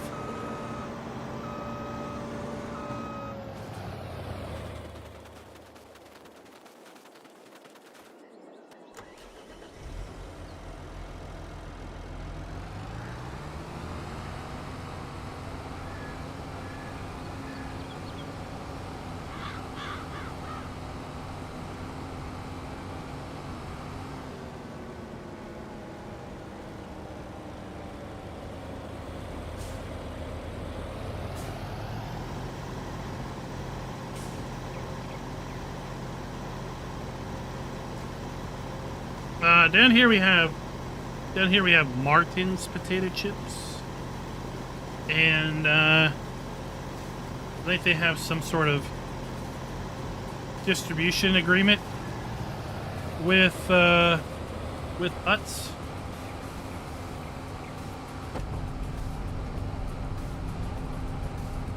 No, gravy on fries is gross.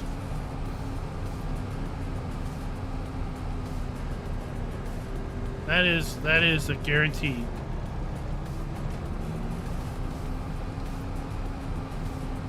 Take French fries, pour them in a cup, sprinkle Old Bay seasoning on them,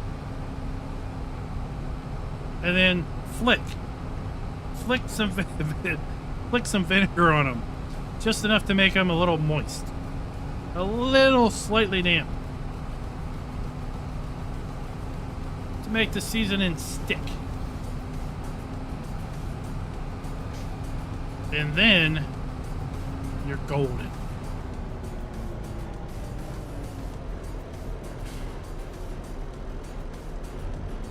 Called Boardwalk Fries. Thank you. Thank you.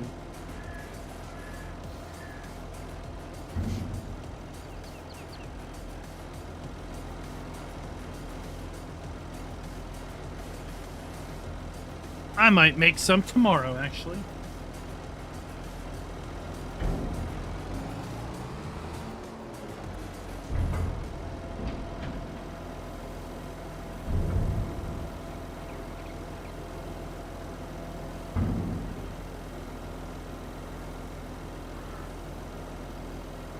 Oh, no, it's not.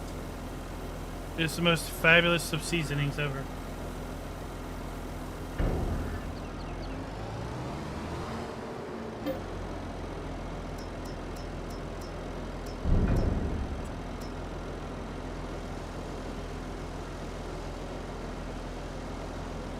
Let's dry some corn and make some money.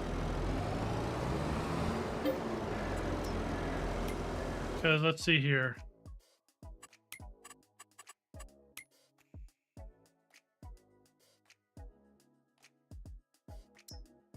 Dried corn, when's the best? Oh, now it's not a bad price. Now it's not a bad price if we get a lot.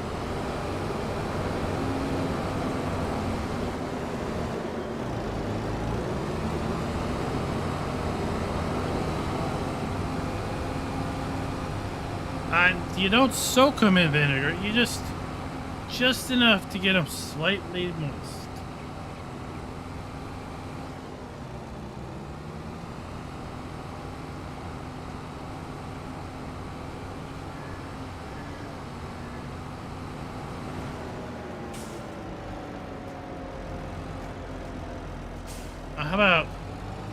How about vinegar on spinach or greens?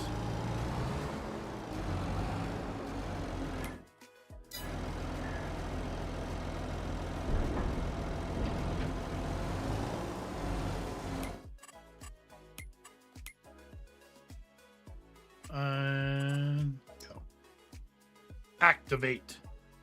Oh my gosh, this thing makes... Per cycle, it makes 5,000 units of corn. And it does 1,440 cycles per month. Yeah, I think this will make lots of dried corn pretty quick.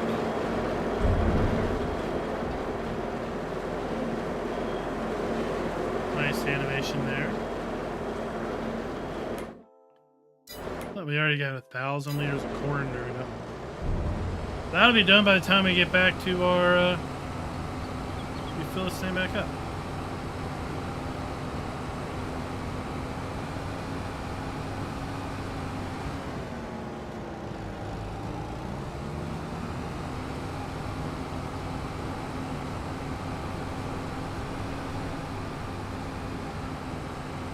So I don't know if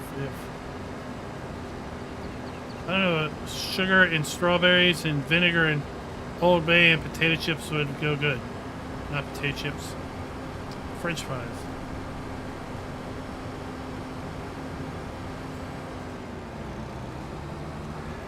Ugh.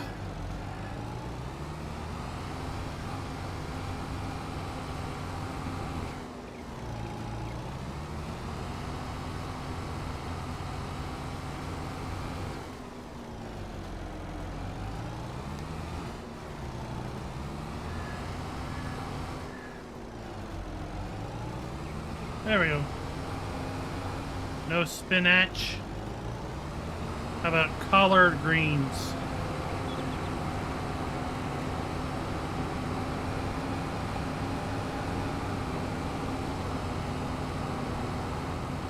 You're gonna take spinach and add sugar and strawberries to it? That just sounds even worse than curdled milk and gravy on fries.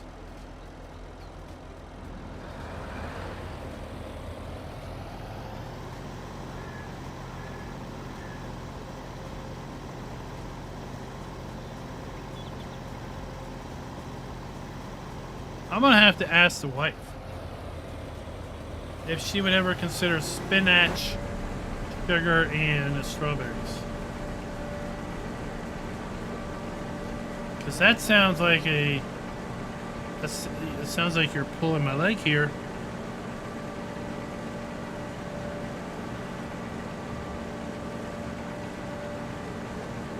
Hot sauce and greens. There you go. Get a little kick.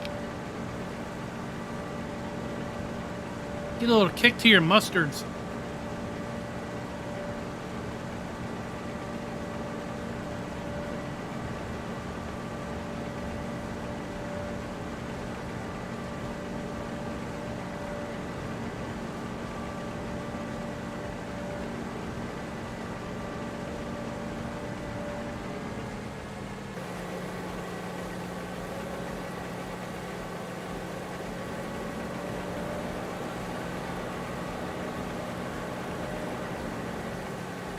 Hey, Jay lost a $500,000. What?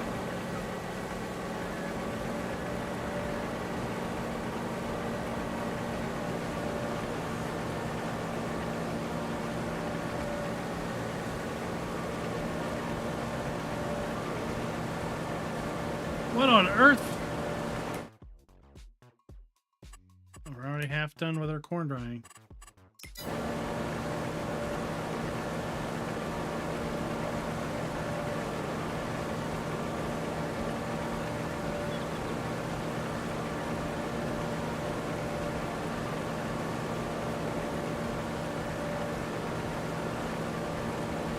Mustard greens.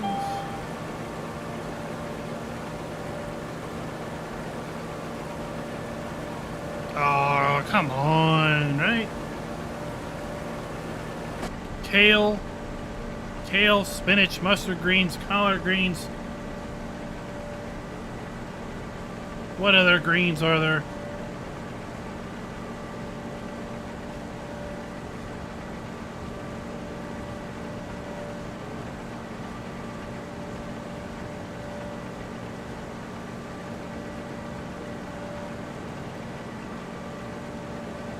Don't you want to grow up big and strong like Popeye the Sailor Man?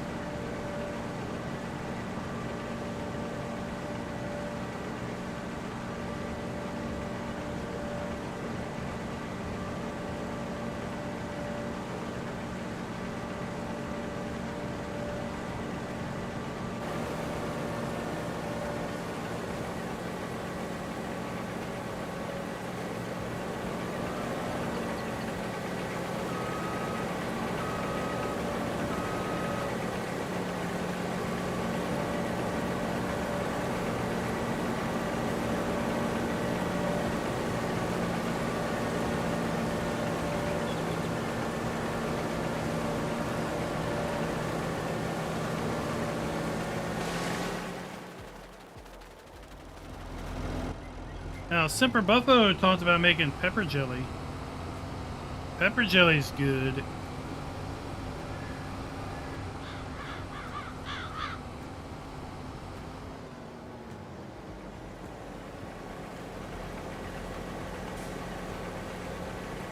Oh, indeed it is, Mr. Dio. It is indeed. Right? I mean, nice, modest-sized fields. Very little of the map is actually not made use of by fields, right? Probably like 85% of the map is agriculture.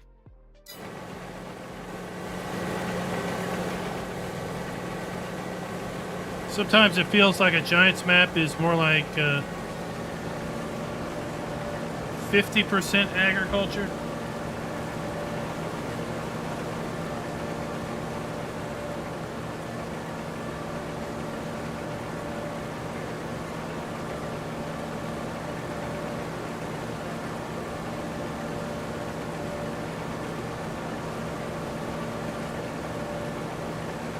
What do you mean, Dwayne? You don't make dandelions. You don't like dandelion tea?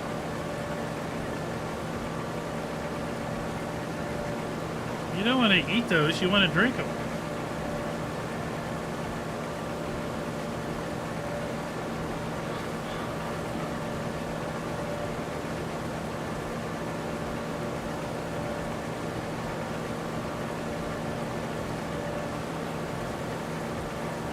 I'm not a big fan of vinegar on greens, but the wife is. Oh, I don't like it. Don't like it.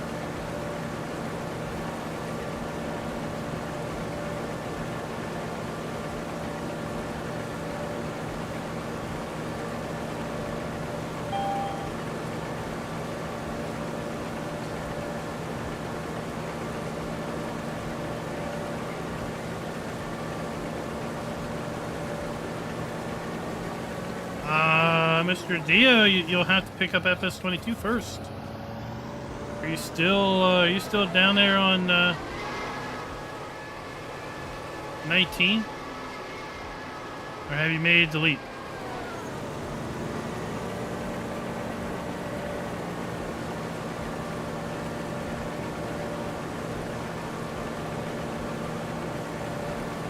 Tell you what, the deal you might want to look at if you haven't made the leap is the premium edition.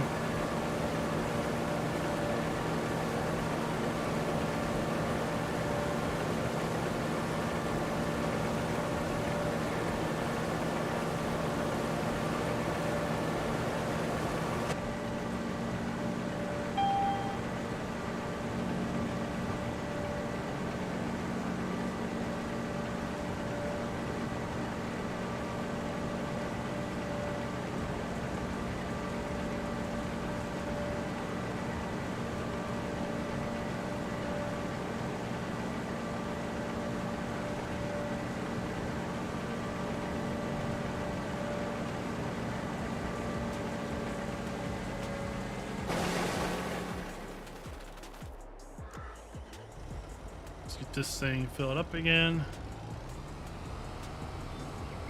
It's about 6 loads of the harvester for these 2 trailers. Tell you what, some of the machinery they showed off in the premium edition or the premium expansion preview looked pretty interesting. There's a new trailer coming that has multiple configurations. Flatbed configuration for bales and pallets, a low-walled trailer configuration for carrots and other root crops, and then a higher-walled configuration for other grains. So it's very interesting, like you had 2 different trailer configs, and depending on which configuration you had was the fill types that it held. And then there was a piece of machinery that you purchased root crop boxes or crates,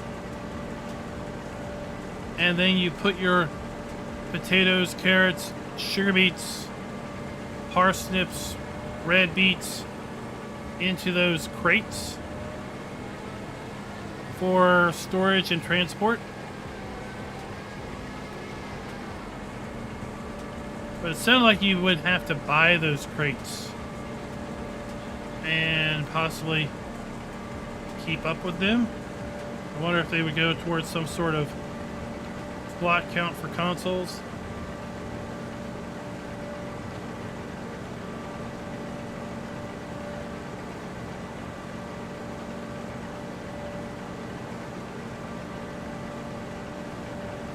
Yes, Ostrev. Game that is would love to go back to at some point. Right now I'm reserving some time for City Skylines 2 when that releases. I think that releases in October. I was thinking in September of firing up City Skylines and giving it a quick go just before City Skylines 2 comes out to then be able to appreciate the refinements of gameplay in 2.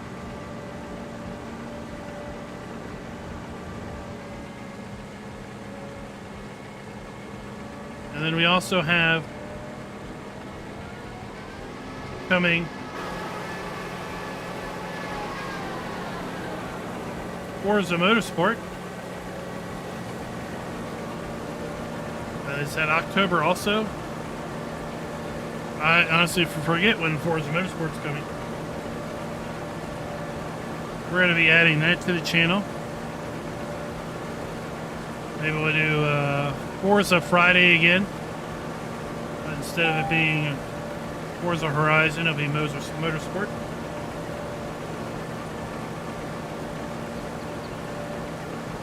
Of course, any day now we're going to have Oklahoma drop for American Truck Sim.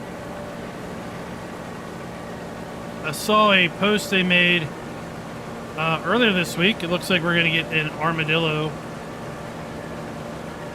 stuffy, plushy stuffed animal, whatever you want to call it, as possibly a reward for visiting all the cities or some other achievement.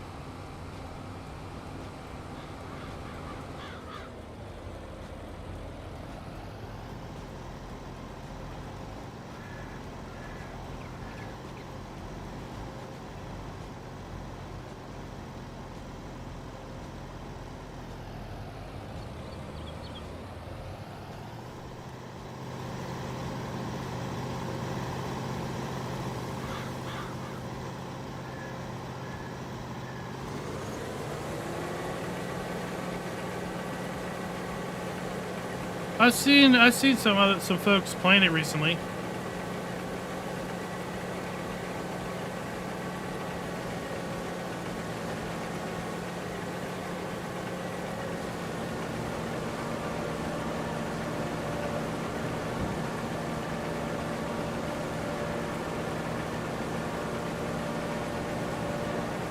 I did enjoy my time on that.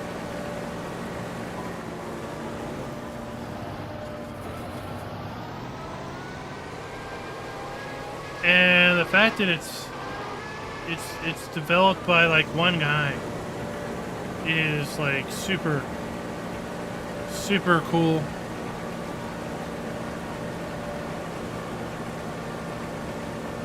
Right? Like it's a long-term passion project.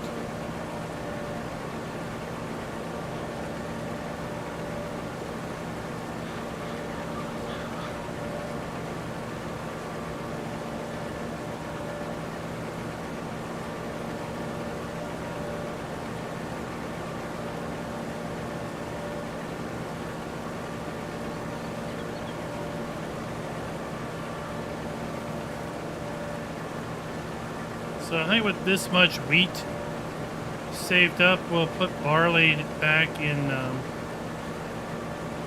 probably these fields next year, because part of our pig food recipe is one of them is wheat and one of them is barley. But we'll also need then pig food, or we'll also need sugar beets for that barley recipe as opposed to potatoes.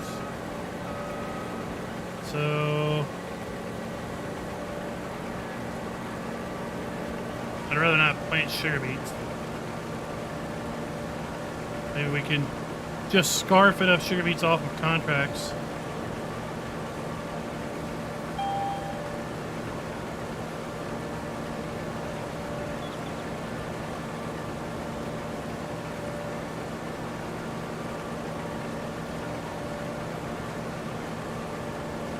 I mean, like the whole family thing, and like assigning people jobs and hiring laborers, right? Like you can have seasonal workers,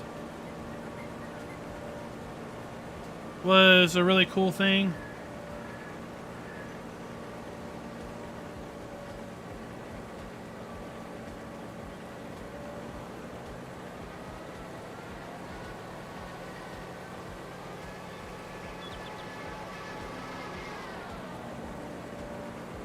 The trade aspect, really cool.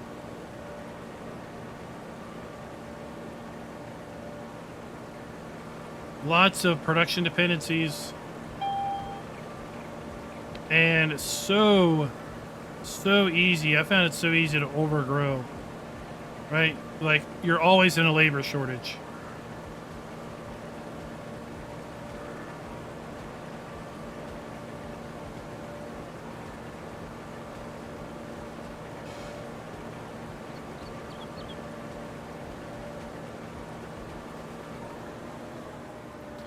It was surviving the aftermath.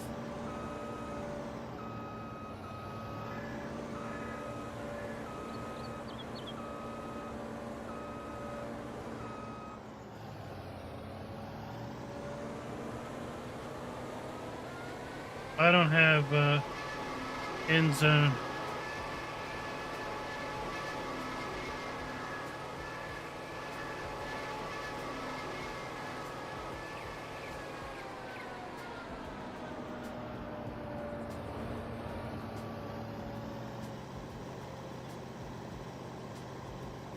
Alright, so we'll almost be done this. Then, like I said, we're going to go sell our corn. Because that is done. And we're going to make, yeah, a lot of money. A lot of good money.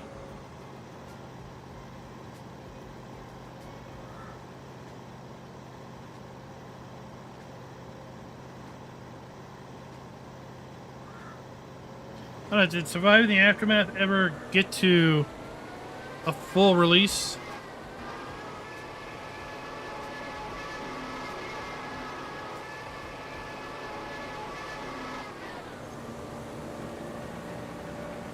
I know it was still early access when I stopped playing it.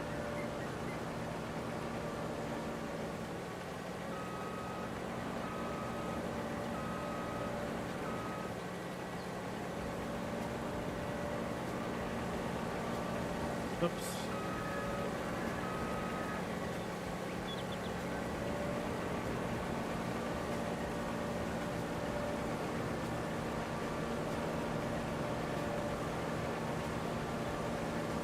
Yeah, I mean they're both like, you know, apocalyptic survival city builders.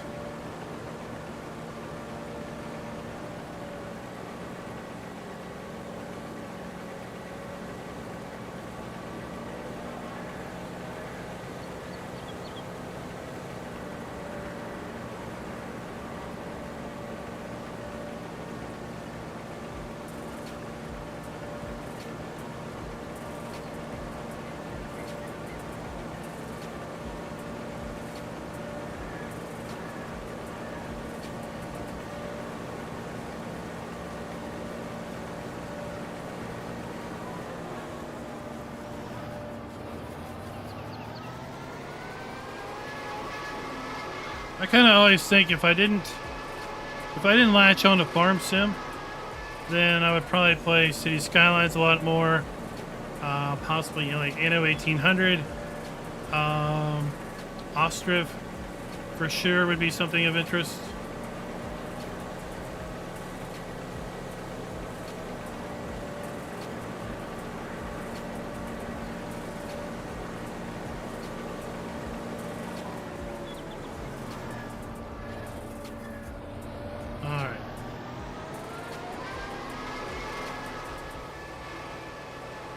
There we go. We got our 2 fields of wheat harvested.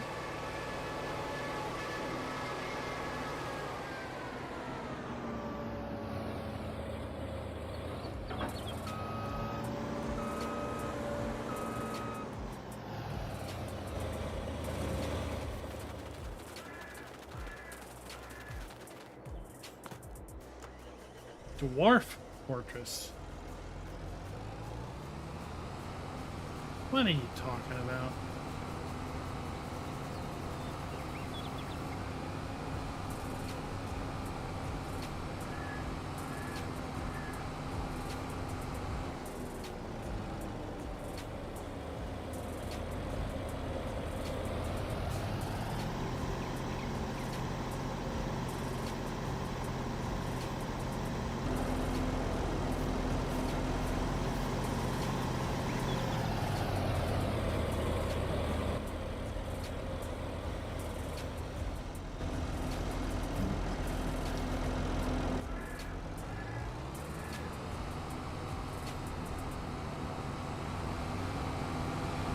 We're not going to be over $100,000, but we're a lot better shape than we were when we started, and we could probably be close to 100K. We also sold our milk.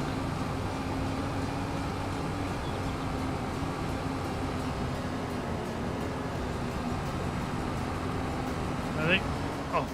Oh, man. I really didn't think those bollards would have collisions.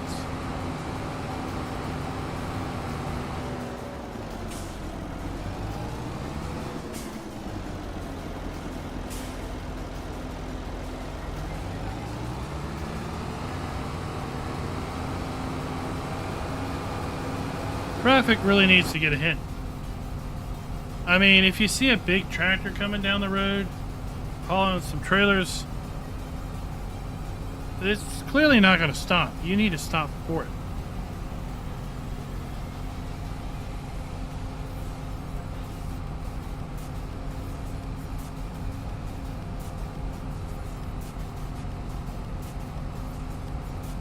I think Surviving the Aftermath was published by Paradox, if I'm remembering right.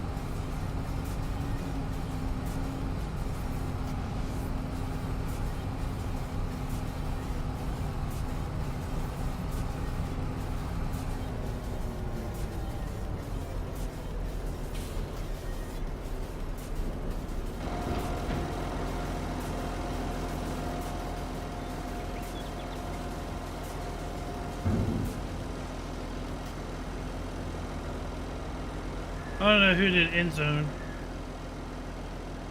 Farmer Ben, a dirty tractor is a used tractor.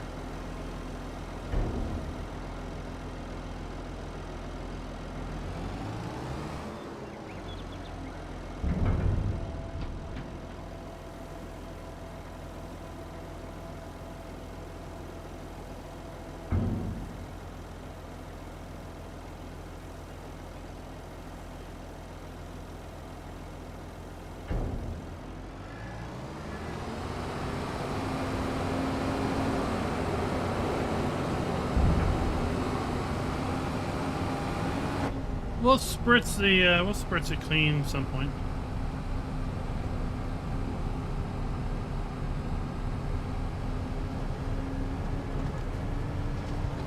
What the heck did I hit? What the heck? I mean, that was some rough curbage.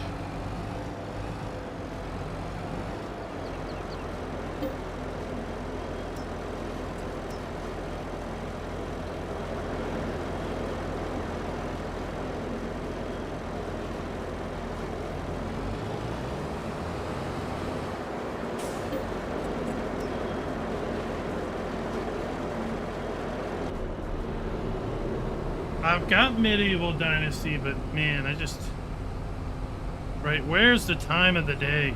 Right, where's the time and day?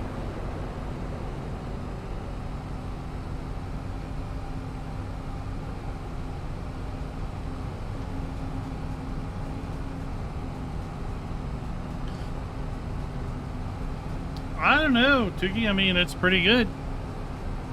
I mean, even you've got ATS, ETS2 coming out of there. You got lots of these interesting games coming out of there. I don't think I've ever heard of Patton.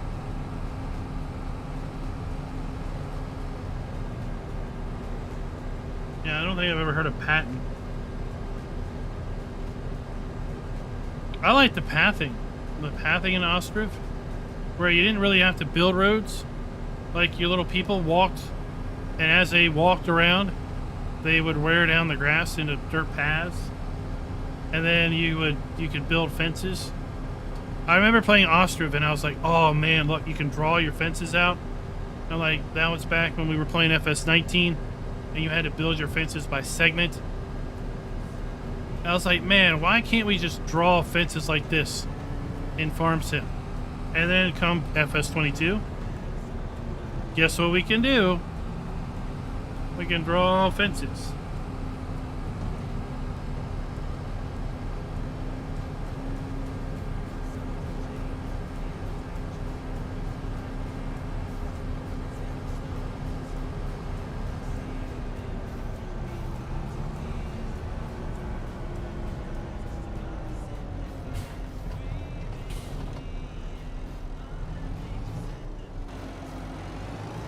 Alright, let's make some money.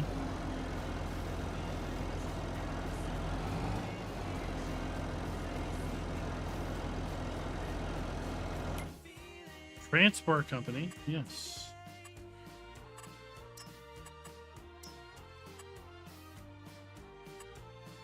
I guess. Is it the other one? No. What?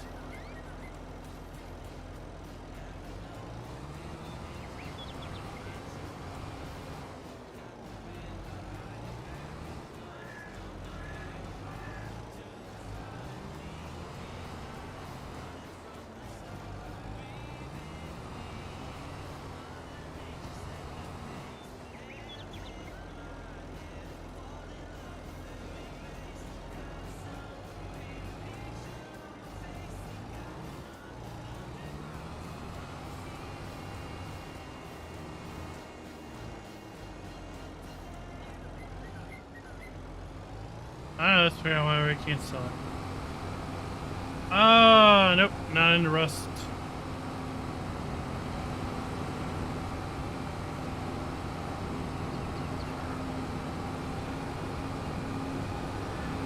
This is not a sell point. Now, let's see.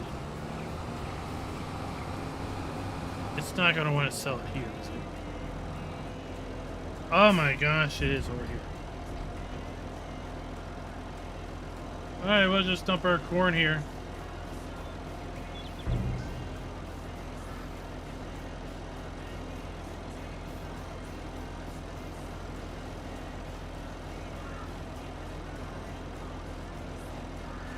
Well, I mean, I guess if it's production, right?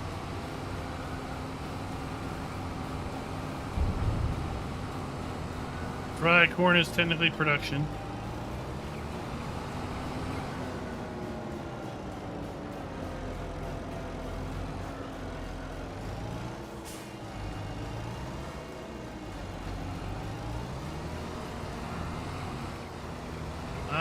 Farmer G, I don't know what that is.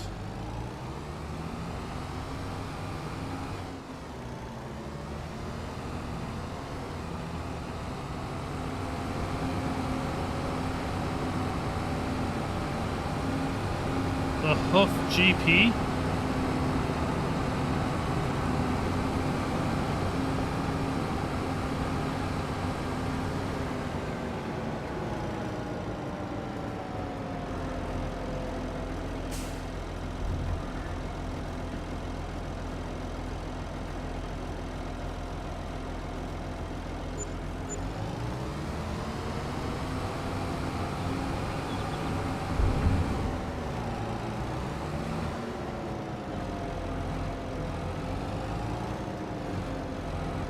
Well, that's one of those, I mean, survival games are some of those games, just like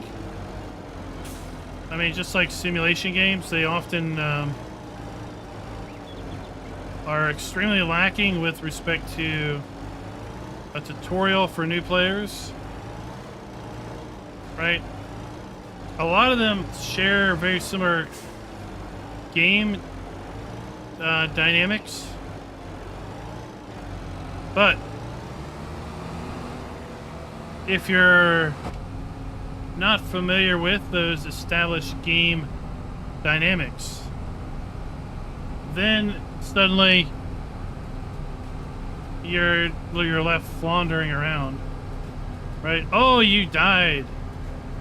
Oh, because you didn't drink enough. Oh, then you died because you drank tainted water. Oh, then you died because you didn't eat enough. Then you died because you ate the wrong thing. And, you know, after you've died 100,000 times, you just say, all right, I'm done. I can't get past day 2.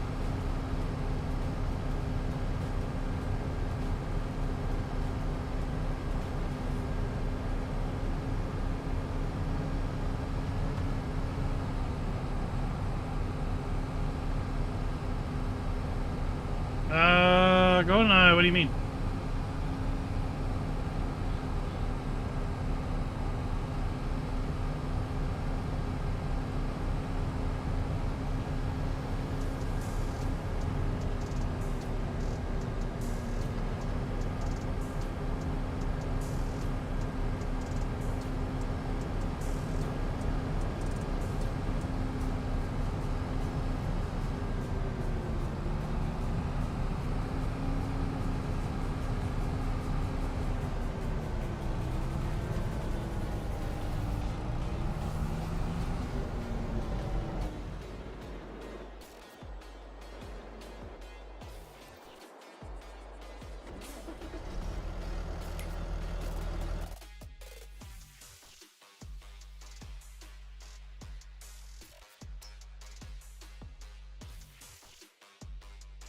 Bakery or transport? I think the bakery's close by.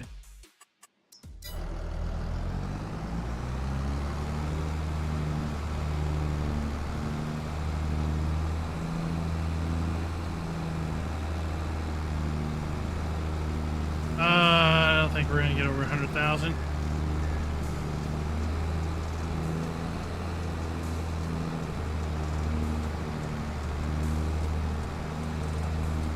But having this extra cash does make me feel better.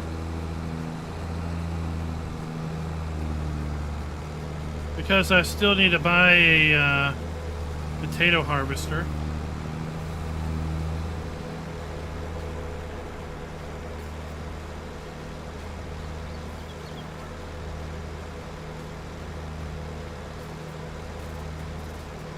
Do you think he pulled it off of ETS2? Or is LKW like someone's modding thing?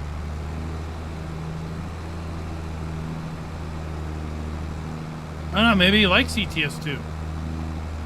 And that's where he decided to brand the transport shipping company.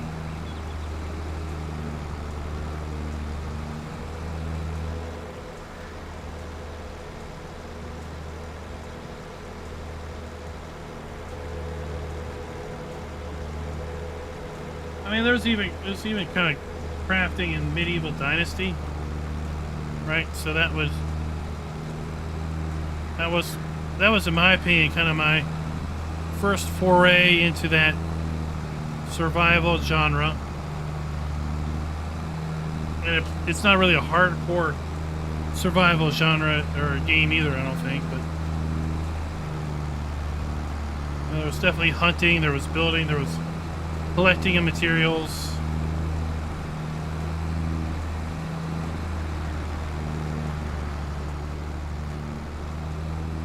There was more to it than that, but still.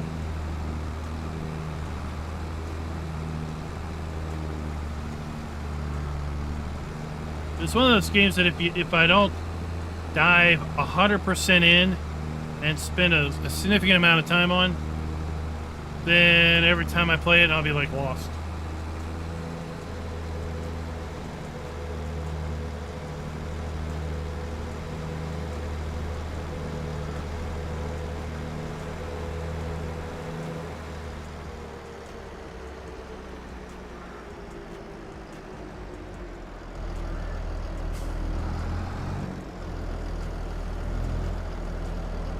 Oh, squeeze in here.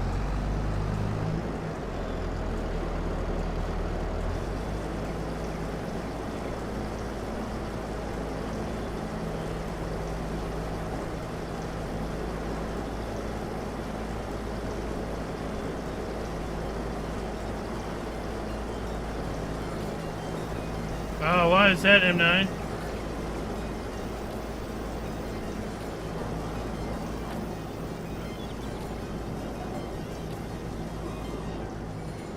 Let's see what's going on in this bakery. There's not a lot going on in here.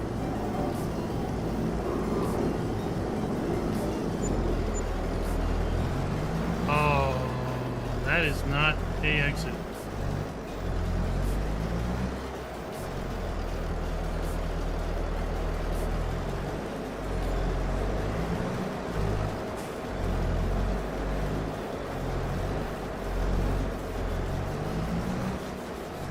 Clearly, this is not an exit.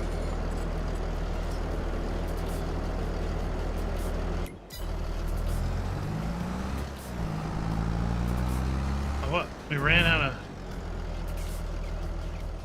We filled it up, so...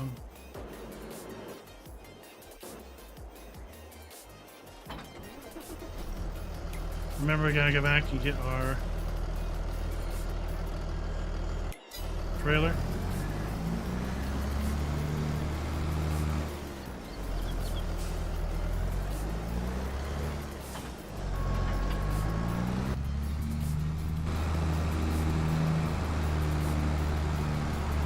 Yeah, LKW.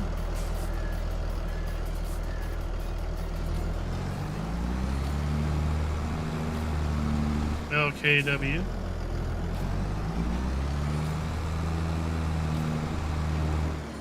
LKW. So is LKW one of the ETS2 fictional brands, fictional companies?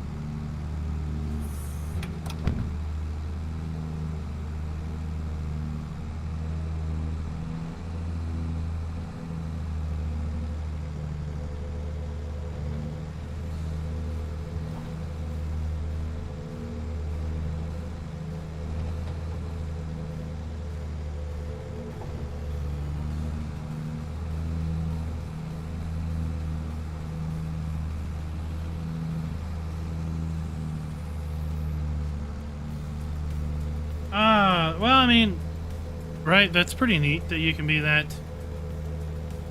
just free form with the game.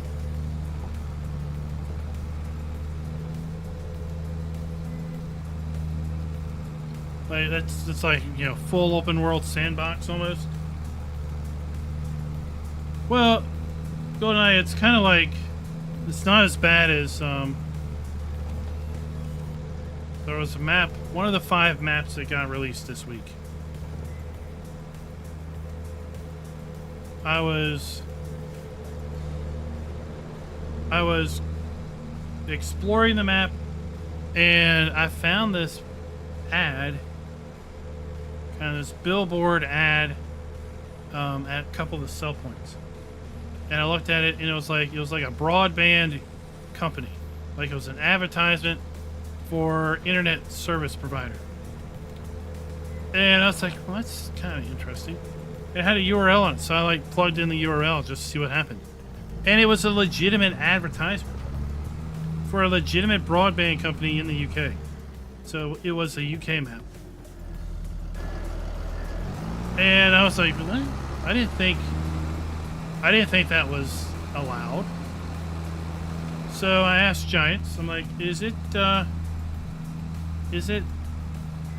okay to have like real ads for real companies in mod maps for console? And well, obviously no, it's not. So I feel a little bad because the map got pulled for console. It's still out for PC, but the only way it's going to get console release is if he pulls those ads out of the map.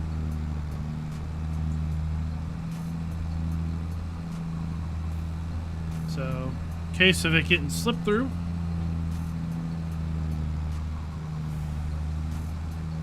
Possibly as a result of FarmCon and all that. Trio! Why is everyone always asked these questions? I don't have one. I do not have a favorite tractor of all time. Every gameplay I deliberately play with different stuff.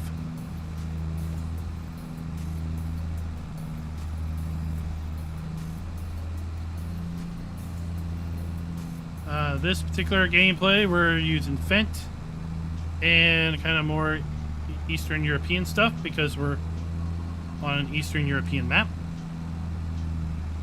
The next map we play, who knows what we're going to be doing. Donald knows exactly what we will not use.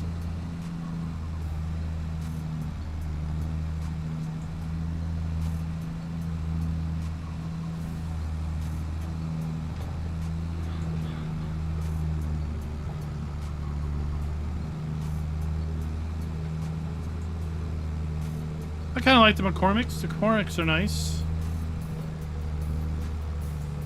Massey Fergusons are nice. Case IH are nice. New Hollands aren't bad. Kubotas are really nice. I like to play with those. Fence are nice. Kloss is nice. Dutes are nice.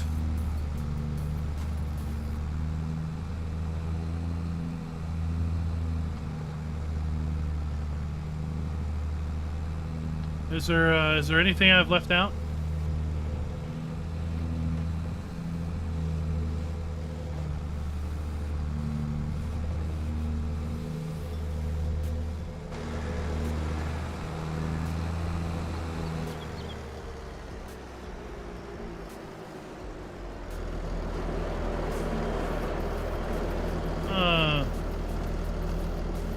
Versatile are nice, right? If you want big stuff.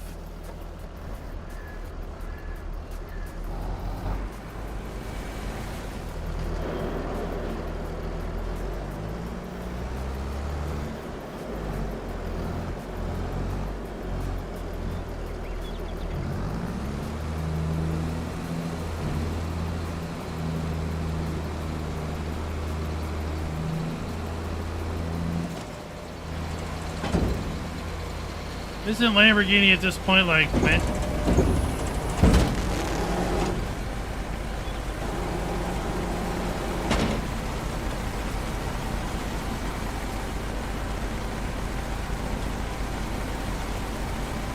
2,000 bales in this new updated capacity. Dang.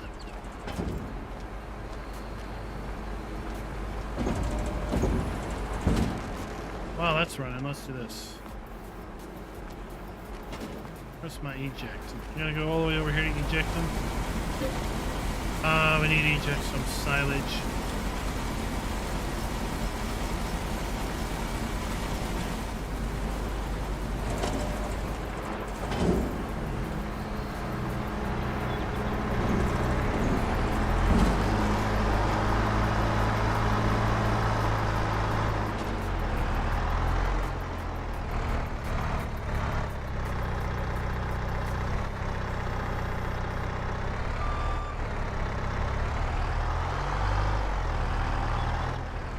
We'll get this going, and then we're gonna say goodbye. Goodbye. Check it tomorrow.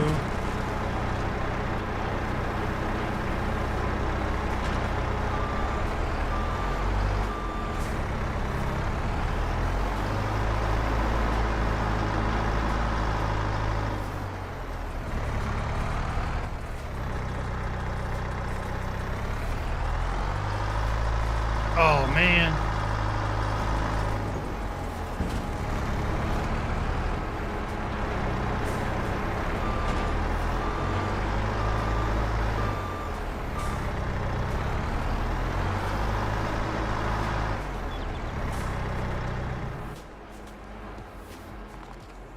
Where are we at here? Alright. Let's get some more out. Silage. We need to make silage bales next time. Next time we make bales, they need to be silage.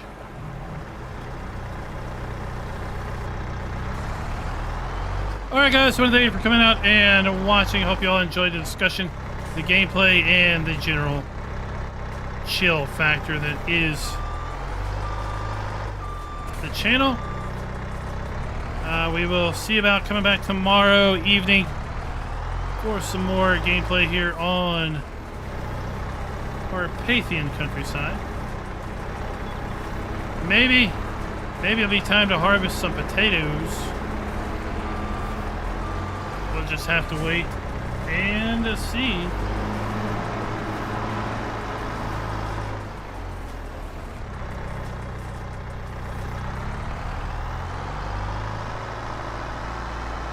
Depends how much I get. Depends how much I get done.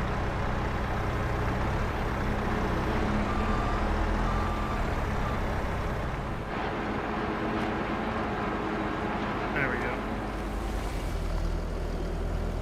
And until next time,